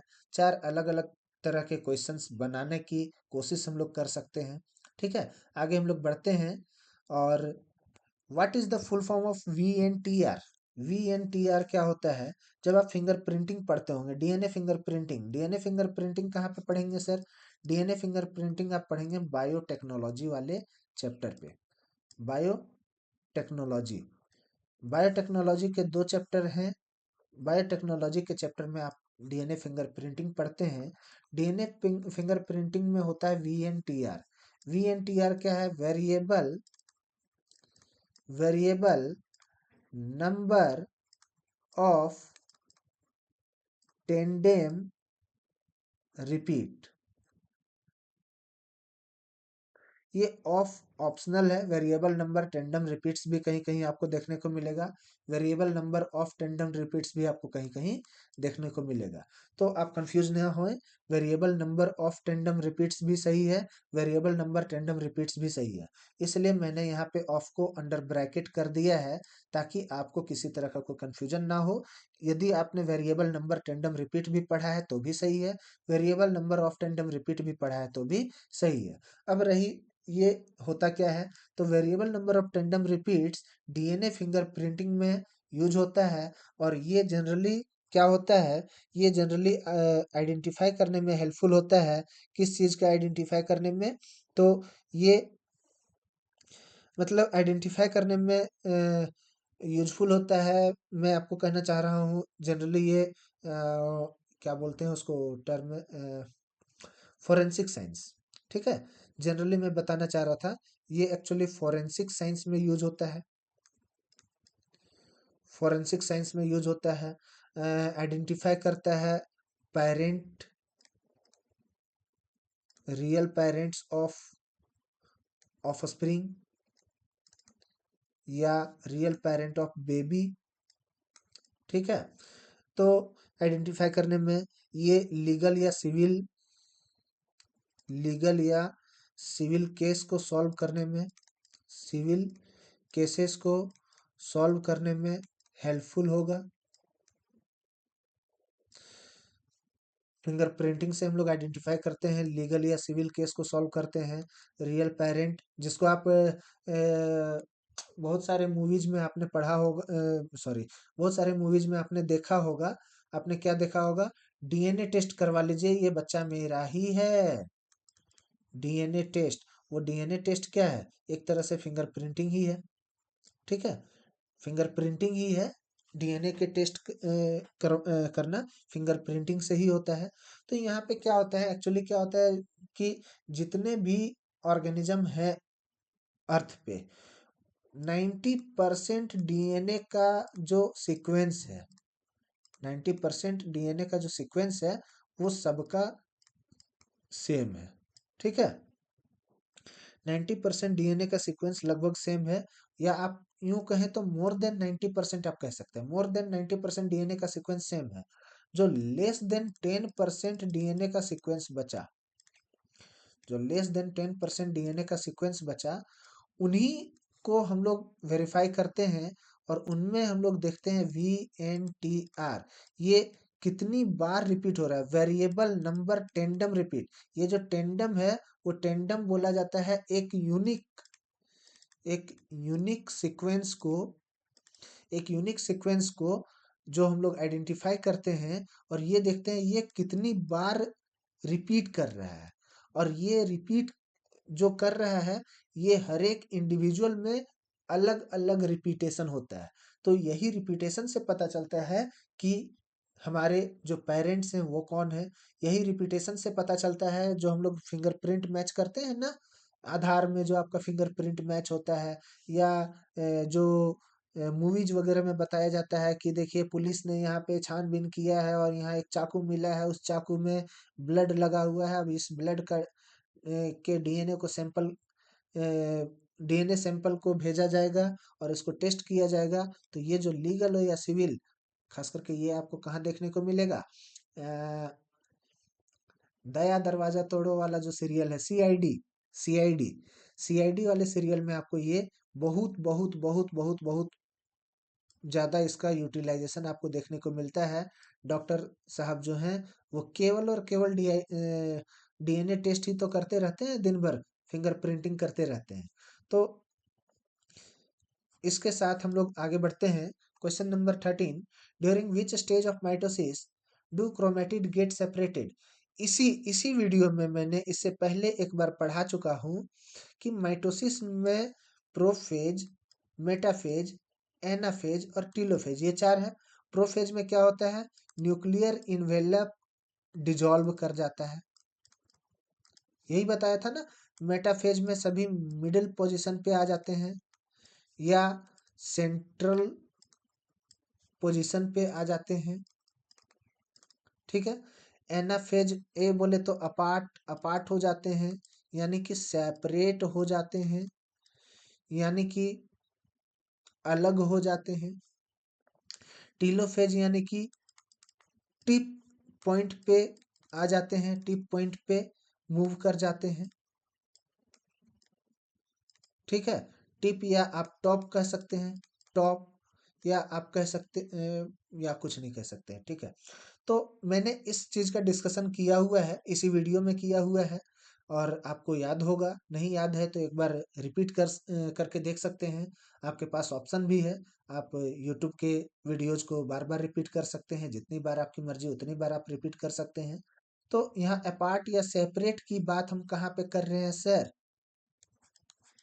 Anaphase. Which of the following tissue provides mechanical support? Mechanical support, सिर्फ मैकेनिकल सपोर्ट नहीं देखना है, एंड भी लगा हुआ है, एंड फ्लेक्सिबिलिटी। ठीक है, पैरेनकाइमा, कोलेनकाइमा, स्क्लेरेनकाइमा, ये सब क्या है सर? ये सभी आपको प्लांट टिश्यू में पढ़ पढ़ने को मिलेगा। ये सभी प्लांट टिश्यू हैं।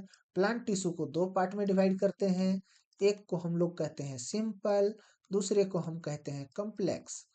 जब सिंपल प्लांट टिश्यू की बात करें तो सिंपल में पैरेन्काइमा, कोलेनकाइमा, स्क्लेरेन्काइमा ये तीन आते हैं, और कॉम्प्लेक्स में जाइलम और फ्लोएम, जाइलम और फ्लोएम। जाइलम के को हम लोग जनरली डेड टिश्यू बोलते हैं, और फ्लोएम को हम लोग जनरली लिविंग टिश्यू बोलते हैं। जाइलम में जाइलम के चार कंपोनेंट होते हैं, जाइलम के चार कंपोनेंट होते हैं, चार में से तीन डेड होते हैं, एक लिविंग होते हैं। तीन डेड होते हैं और एक लिविंग होते हैं। जो लिविंग होते हैं वो कौन होते हैं? Xylem parenchyma. जो डेड होते हैं वो कौन होते हैं?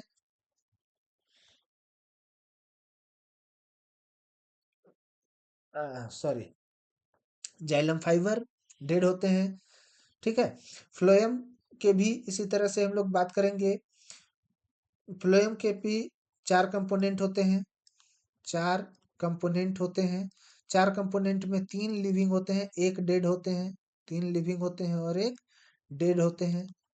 तीन लिविंग होते हैं और एक डेड होते हैं। और देखिए, यहाँ पे तीन डेड है, ठीक है, इसलिए इसको कंप्लीट हम लोग डेड बोले। यहाँ पे तीन लिविंग है, इसलिए इसको हम लोग लिविंग बोले। अब हम लोग बात करते हैं, एक्चुअली यहाँ जाइलम फ्लोएम की बात नहीं है, तो हम लोग पैरेन्काइमा, कोलेनकाइमा, स्क्लेरेन्काइमा में आते हैं। पैरेन्काइमा, कोलेनकाइमा, स्क्लेरेन्काइमा ये तीन तरह के जो सिंपल टिश्यू हैं, सिंपल टिश्यू यानी कि जो सिंगल सेट ऑफ सेल से बना हुआ हो।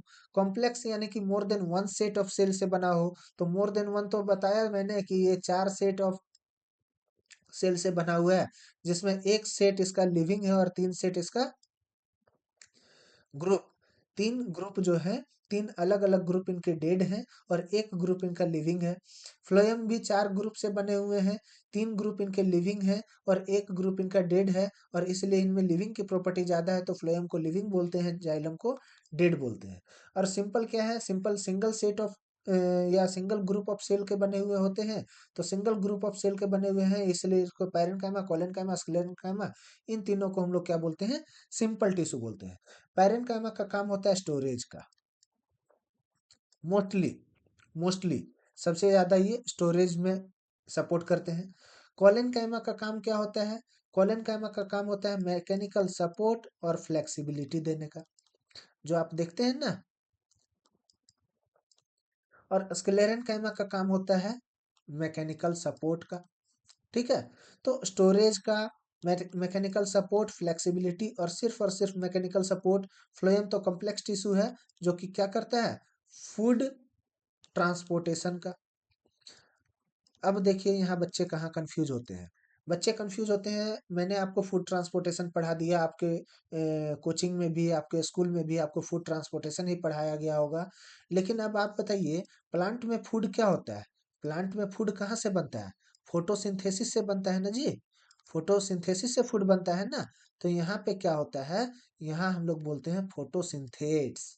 फोटोसिंथेट्स यानी कि वही food formed from formed from photosynthesis। ठीक है। तो जनरली आप पढ़ते हैं phloem is responsible for food transportation. Generally आप पढ़ते हैं phloem is responsible for glucose transportation. Food क्या बना? ग्लूकोज ही बनता है ना, ग्लूकोज ट्रांसपोर्टेशन। ठीक है।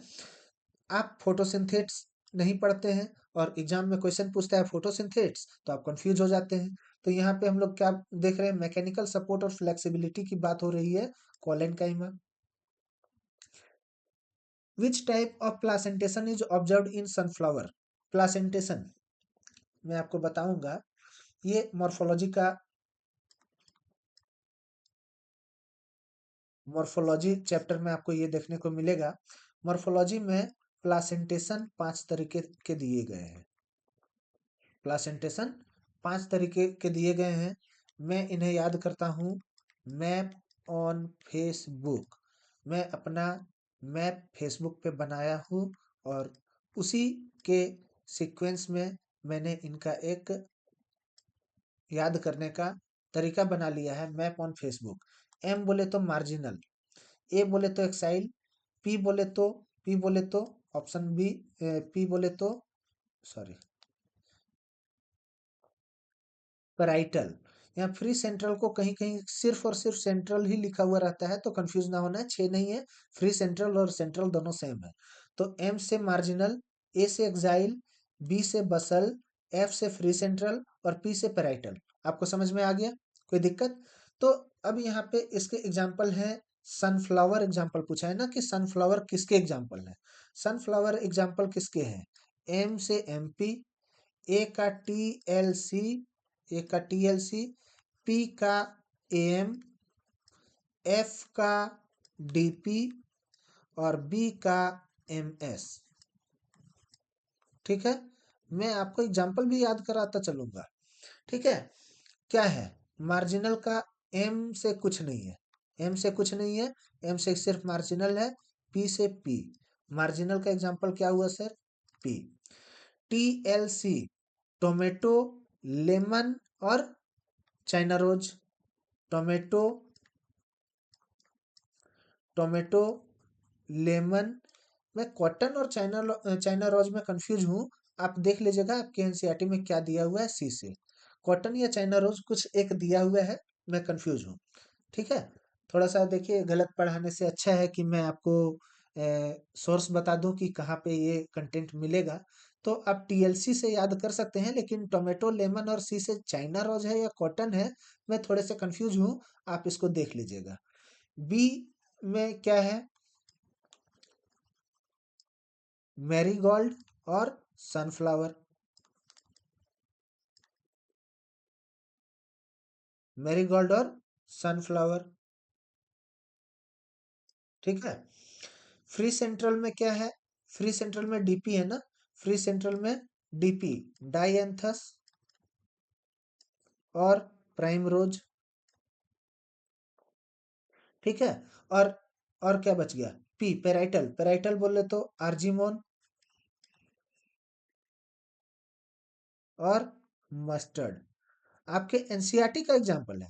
ठीक है, आपके एनसीईआरटी में जो एग्जाम्पल दिए गए हैं, मार्जिनल के लिए पी, एक्जाइल के लिए टोमेटो और लेमन, और एक सी से कुछ दिया हुआ है, कॉटन है या चाइना रोज है, आप कंफर्म कर लीजिएगा। बसल का मैरीगोल्ड, सनफ्लावर। देखिए, एमपी, एम से मार्जिनल, एक्जाइल का टीएलसी, टोमेटो, लेमन और सी से आप देख लीजिएगा। पेराइटल का एएम मैंने बताया है आर्जिमोन और मस्टर्ड। एफ से फ्री सेंट्रल मैंने बताया है डायंथस और प्राइम रोज। और बी से बसल बताया है मैंने मैरीगोल्ड और सनफ्लावर। यहाँ पूछा किसका है सर? सनफ्लावर। आप क्या खोज पा रहे हैं? सनफ्लावर कहाँ लिखा हुआ है? देखिए, सनफ्लावर किस पे? Option number 3। Which group of pteridophyte known for producing microphylls leave? Microphylls leave, pteridophyte के आपको 3 एग्जाम्पल जनरली देखने को मिलेंगे। एक सेलाजिनेला आपको मिलेगा, लाइकोपसाइडा। अच्छा, सारा यहाँ तो दिया हुआ ही है। ठीक है, एनसीईआरटी जब आप देखेंगे, एनसीईआरटी में यहाँ डायरेक्ट पूछा है माइक्रोफाइलस लीफ किस में है। तो माइक्रोफाइलस लीफ आपको लाइकोपसाइडा, यानी कि लाइकोपोडियम आप कह सकते हैं इसका एग्जाम्पल। ठीक है, आपको यहाँ पे मिल जाएगा। आगे हम लोग बढ़ते हैं। Question number 70, which external factor is rarely a limiting factor for photosynthesis under natural condition? अब यहाँ पे देखिए ये क्या पूछ रहा है? रेयरली अ लिमिटिंग फैक्टर, मतलब कभी भी गलती से भी वो लिमिटिंग फैक्टर हो नहीं सकता है। और यदि होगा भी तो बहुत बहुत बहुत बहुत बहुत ही कम चांस है कि वो लिमिटिंग फैक्टर हो फोटोसिंथेसिस के लिए। अब आप देखिए, फोटोसिंथेसिस में आपको रिक्वायरमेंट किस, आई मीन प्लांट को रिक्वायरमेंट किस किस चीज का है?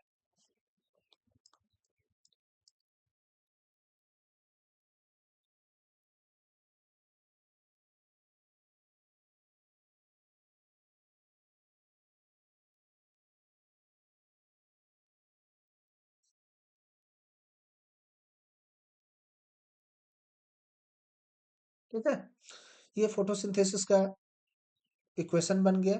यदि हम इसको कंप्लीट इक्वेशन बनाना चाहें तो ये 12 होगा, ये 6 होगा, ये 6 होगा और ये 6 होगा।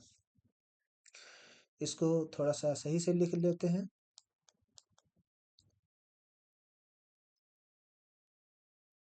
ठीक है। फोटोसिंथेसिस के इक्वेशन को यदि हम लोग बनाना चाहें तो आप देख सकते हैं। तो हमें प्रोडक्ट से कोई मतलब नहीं है, हमें यहाँ प्रोडक्ट से मतलब अभी तत्काल नहीं है।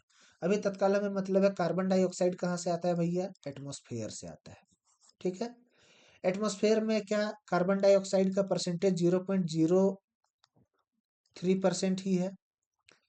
अब आप कह सकते हैं कि धीरे धीरे वो बढ़ने लगा है, तो 0.04 की तरफ हम लोग अग्रसर हो गए हैं, जिसकी वजह से ग्रीन हाउस गैस भी है कार्बन डाइऑक्साइड, और ये बहुत गर्मी वातावरण में बना रहा है, एनवायरनमेंट में गर्मी बहुत ज़्यादा हमें फील हो रहा है। आज से 100-200 साल पहले इतना गर्मी नहीं हुआ करता था जितना कि आज के समय में है। तो हम लोग बात करते हैं, कार्बन डाई एटमॉस्फेयर से आता है। कभी कभी कभी मतलब रेयर ही चांस है कि कार्बन डाइऑक्साइड का कंसंट्रेशन कम हो या कार्बन डाइऑक्साइड लिमिट हो जाए। लिमिट कौन करेगा, किसी भी इक्वेशन को लिमिट कौन करेगा? आपने केमिस्ट्री में भी पढ़ा होगा, किसी भी इक्वेशन को लिमिट कौन करता है? लिमिट करने का काम होता है किसका? जो जिसका कंसंट्रेशन सबसे ज्यादा कम हो। तो कार्बन डाइऑक्साइड का कंसंट्रेशन कम है, इन केस फ्यूचर और भी कम हो जाए, 0.4 ना हो करके ये 0.1% हो जाए, 0.2% हो जाए, तो कहीं ना कहीं कंसंट्रेशन तो कम होगा ना। और कंसंट्रेशन कम होगा तो ये लिमिटेशन लाने का काम कर सकता है। तो कार्बन डाइऑक्साइड लिमिट कर सकता है। वाटर, अरे भैया ये वाटर वेपर की बात हो रही है। तो वाटर वेपर क्या है? वाटर जो है ये हम लोग हमेशा बोलते हैं ना, ग्राउंड वाटर कम हो गया, सनलाइट कम हो गया, ये कम हो गया, वो कम हो गया, पीने का पानी नहीं है। और इसको तो पीने का ही पानी चाहिए, इसको तो ग्राउंड वाटर ही चाहिए ना। और ग्राउंड वाटर लेवल धीरे धीरे हम लोग देख रहे हैं कम होता जा रहा है, कम होता जा रहा है, कम होता जा रहा है। एक समय ऐसा आ सकता है, 100-200 लाख हजार 2000 5000 10,000 साल के बाद एक समय ऐसा आ सकता है कि पेड़ की रूट्स जो है यहाँ तक पहुंची हैं और वाटर लेवल यहाँ पे चल रहा है। तो कहीं ना कहीं वाटर की कमी तो हो सकती है ना, मतलब पॉसिबिलिटी है। मैं ये नहीं कह रहा हूँ कि हो ही जाएगा, मैंने ये बताना चाहा कि पॉसिबिलिटी है, ये लिमिट कर सकता है। ठीक है, पॉसिबिलिटी है, ये भी पॉसिबिलिटी है। सनलाइट, क्या कभी भी सूर्य की रोशनी सनलाइट जो है वो कम हो सकता है क्या? कभी भी कम हो सकता है क्या? अरे कितना ही कम होगा। जब दिन होगा तो सनलाइट आएगा, रात होगा तो सनलाइट नहीं आएगा। ठीक है, सनलाइट कभी भी लिमिटिंग फैक्टर नहीं हो सकता है। क्लोरोफिल लिमिटिंग हो सकता है, प्लांट के में क्लोरोफिल की कमी आ सकती है। ठीक है, तो ये भी हो सकता है, ये भी हो सकता है, ये भी हो सकता है, लेकिन सनलाइट कभी भी लिमिटिंग फैक्टर नहीं हो सकता है। तो यहाँ light, option number 3। Which of the following is stop codon? Stop codon कौन कौन से हैं भैया? स्टॉप कोडॉन कौन कौन से हैं? मैंने आपको बताया था, अ, मैंने आपको बताया था।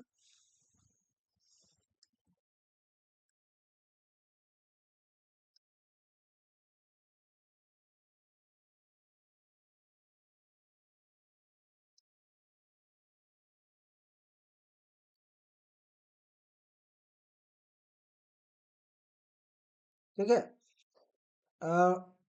एक्चुअली क्या होता है, एक्चुअली आप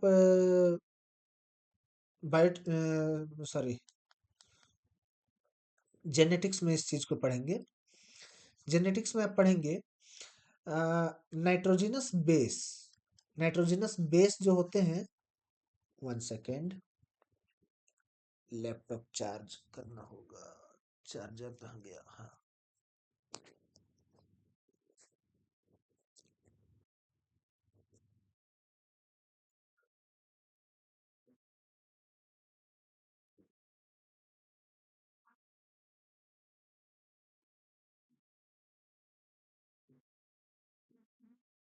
सॉरी, मैंने लैपटॉप चार्ज नहीं किया था और बैटरी डाउन होने की वजह से लाइट थोड़ा डिम हुआ था।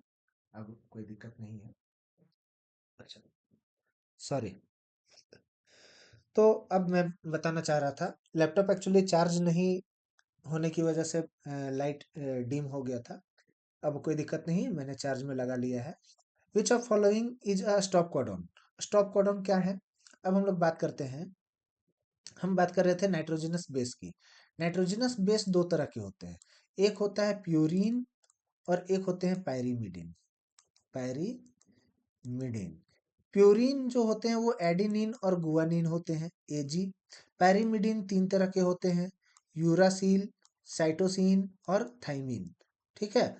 अब यहाँ पे देखिए, ए जी सी और यू, ये चार के चार नाइट्रोजनस बेस आपको आरएनए में देखने को मिलेंगे। ए जी सी और टी, ये चारों आपको डीएनए में देखने को मिलेगा। मतलब कि डिफरेंस कहाँ आ रहा है, यू और टी में आ रहा है। मतलब यदि ए जी सी तो तीनों दोनों में कॉमन है, यदि यू है तो आरएनए होगा, यदि टी है तो डीएनए होगा। ठीक है।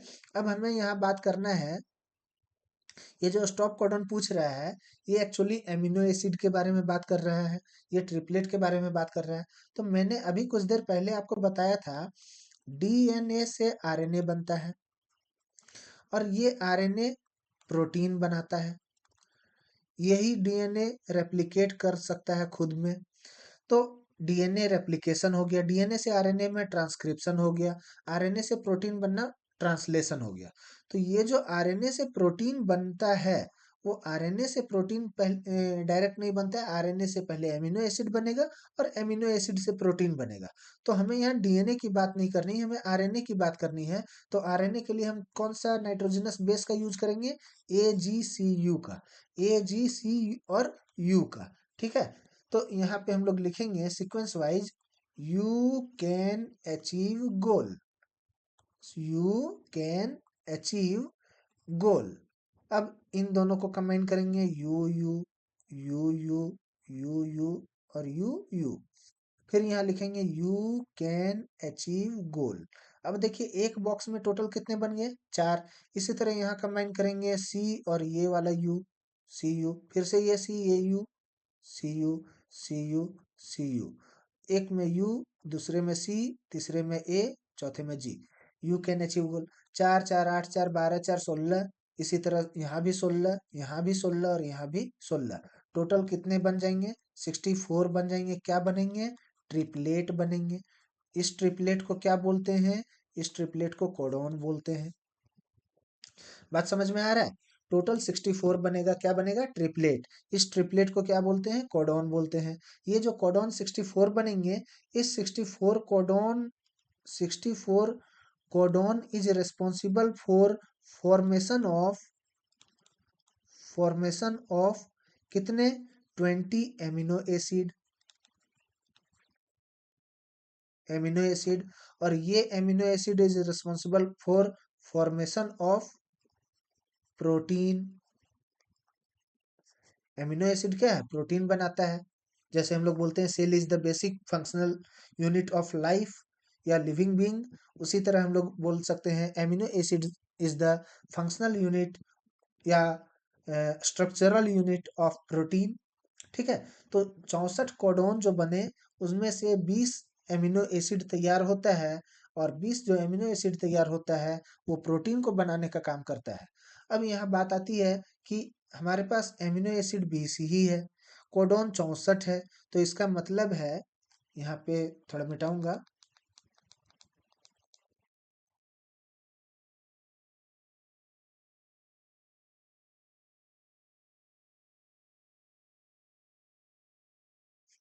इसका मतलब है कि जो 64 कोडॉन हमारे पास हैं, उनमें से कोई तो एक होगा जो स्टार्ट करता होगा प्रोसेस को, start codon.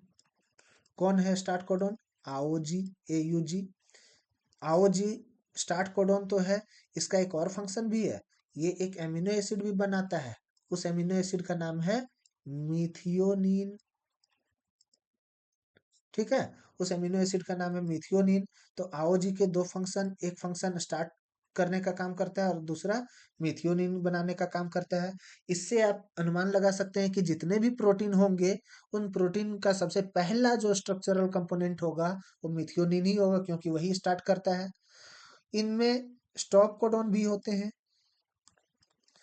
Stop codon, stop codon कहने का मतलब जो स्टॉप करता हो प्रोसेस को। स्टॉप कोडॉन कौन कौन है, स्टॉप कोडॉन 3 है। तो कौन कौन है भैया, स्टॉप कोडॉन कौन कौन है,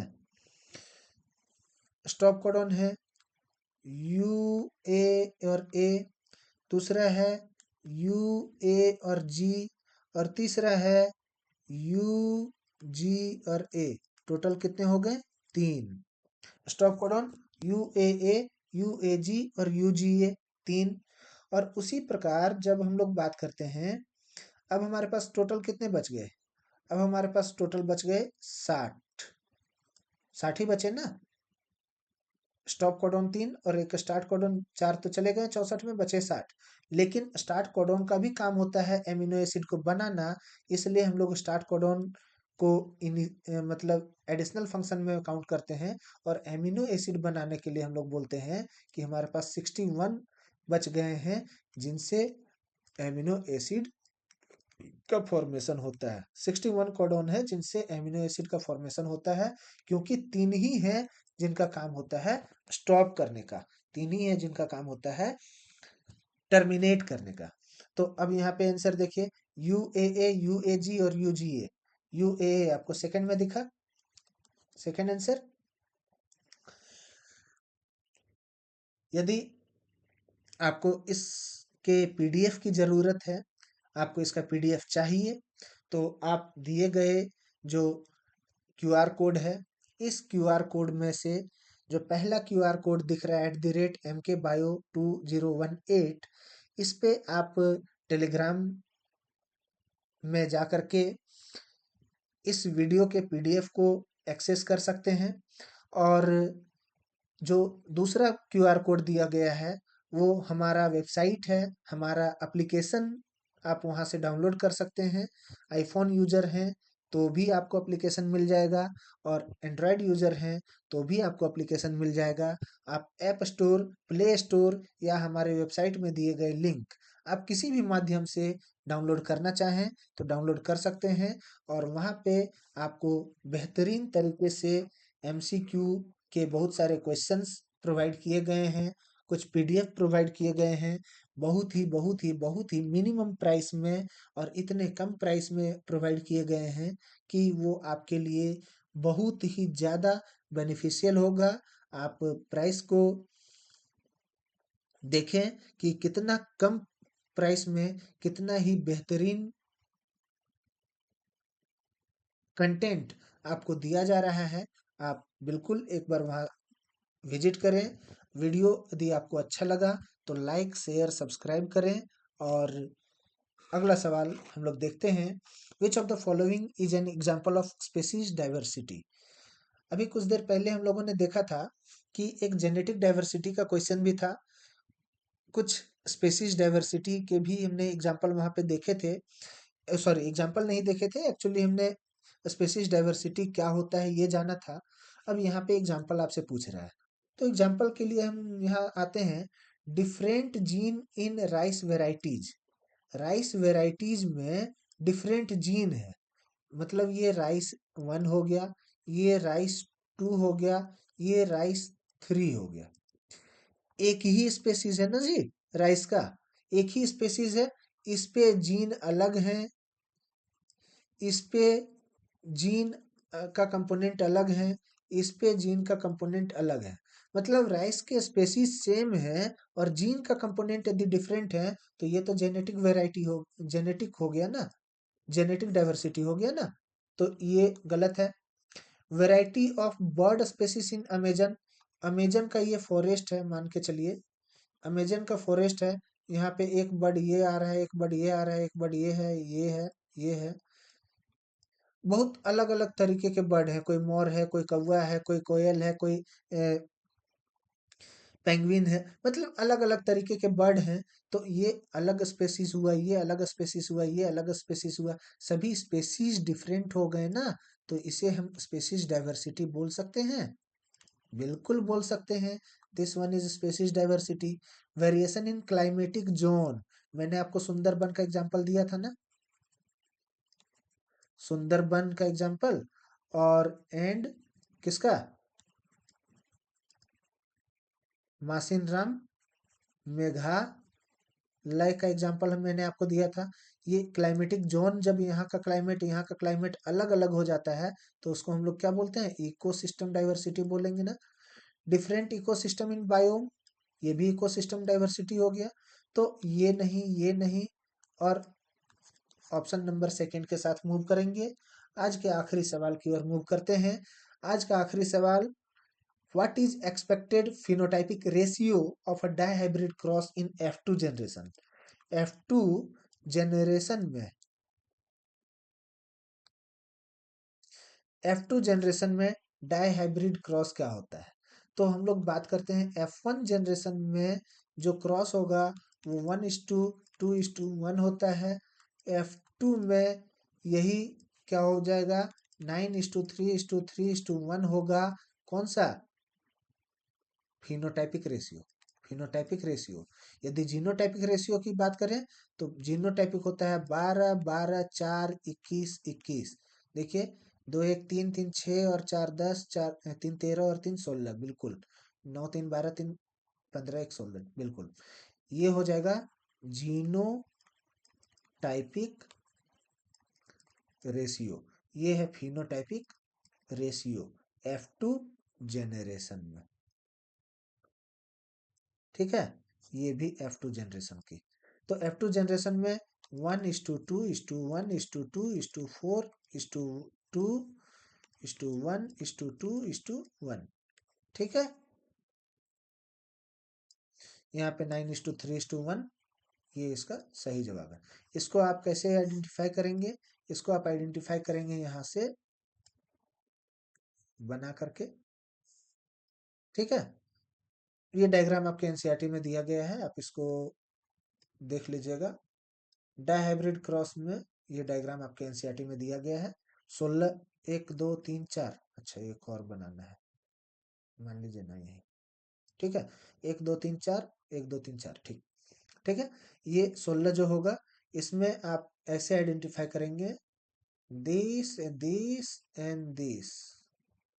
ये एक अलग हो जाएगा 9। देखिए, कंपोनेंट 1 2 3 4 5 6 7 8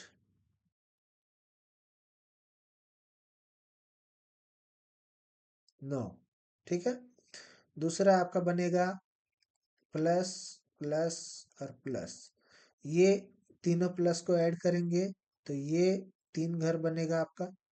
तीसरा आपका बनेगा, मैं यहाँ पे ये जो बिंदु लगाया हूँ एक्चुअली ये यहाँ होगा ना,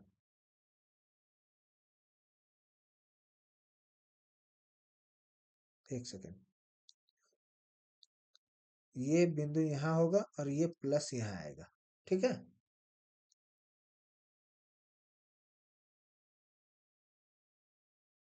एक्चुअली क्या है कि डायग्राम छोटा बड़ा हो गया है, कोई बॉक्स छोटा हो गया, कोई बड़ा हो गया, तो क्लियर नहीं बन पा रहा था। अब क्लियर हो गया है। और तीसरा प्लस प्लस प्लस हो गया। तीसरा मैं यहाँ पे स्टार बना रहा हूँ, ठीक है, स्टार बना रहा हूँ, ये स्टार। ये तीनों स्टार को कंबाइन करेंगे और ये एक हो गया अकेला। 9:3:3:1, ठीक है।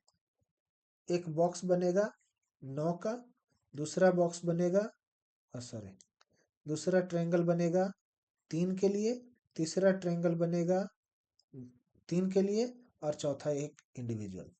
This one is your phenotypic ratio. ये क्या है? Phenotypic ratio. इस टाइप का आपका बनेगा, आप एनसीईआरटी में देखिएगा। और ये आज का आखिरी सवाल था। इसी के साथ हम अलविदा चाहेंगे और उम्मीद करूंगा कि आप बहुत अच्छे से पढ़ाई कर रहे हैं और 2026 आपके लिए बेहतरीन साल हो, सिलेक्शन का साल हो। और इसी के साथ हम लोग विदा लेंगे। Thank you. और यदि आपको मेरा पढ़ाया हुआ अच्छा लग रहा है तो मेरा वेबसाइट जरूर विजिट करेंगे और टेलीग्राम के दिए गए लिंक को एक्सेस करके आप पीडीएफ डाउनलोड कर लेंगे। और यदि आपको उससे भी ज़्यादा क्वेश्चंस की ज़रूरत है, उससे ज़्यादा क्वेश्चंस को लगाने की ज़रूरत है, तो बहुत ही मिनिमम प्राइस में हमारा अंक प्लस के एप्लीकेशन में या वेबसाइट में आप कहीं से भी एक्सेस कर सकते हैं। आपको बहुत ही बेहतरीन सेट ऑफ क्वेश्चंस प्रोवाइड किए गए हैं। Complete physics chemistry, math bio sorry math complete physics chemistry, botany और जूलॉजी चारों सब्जेक्ट के क्वेश्चंस आपको मिल जाएंगे। धन्यवाद।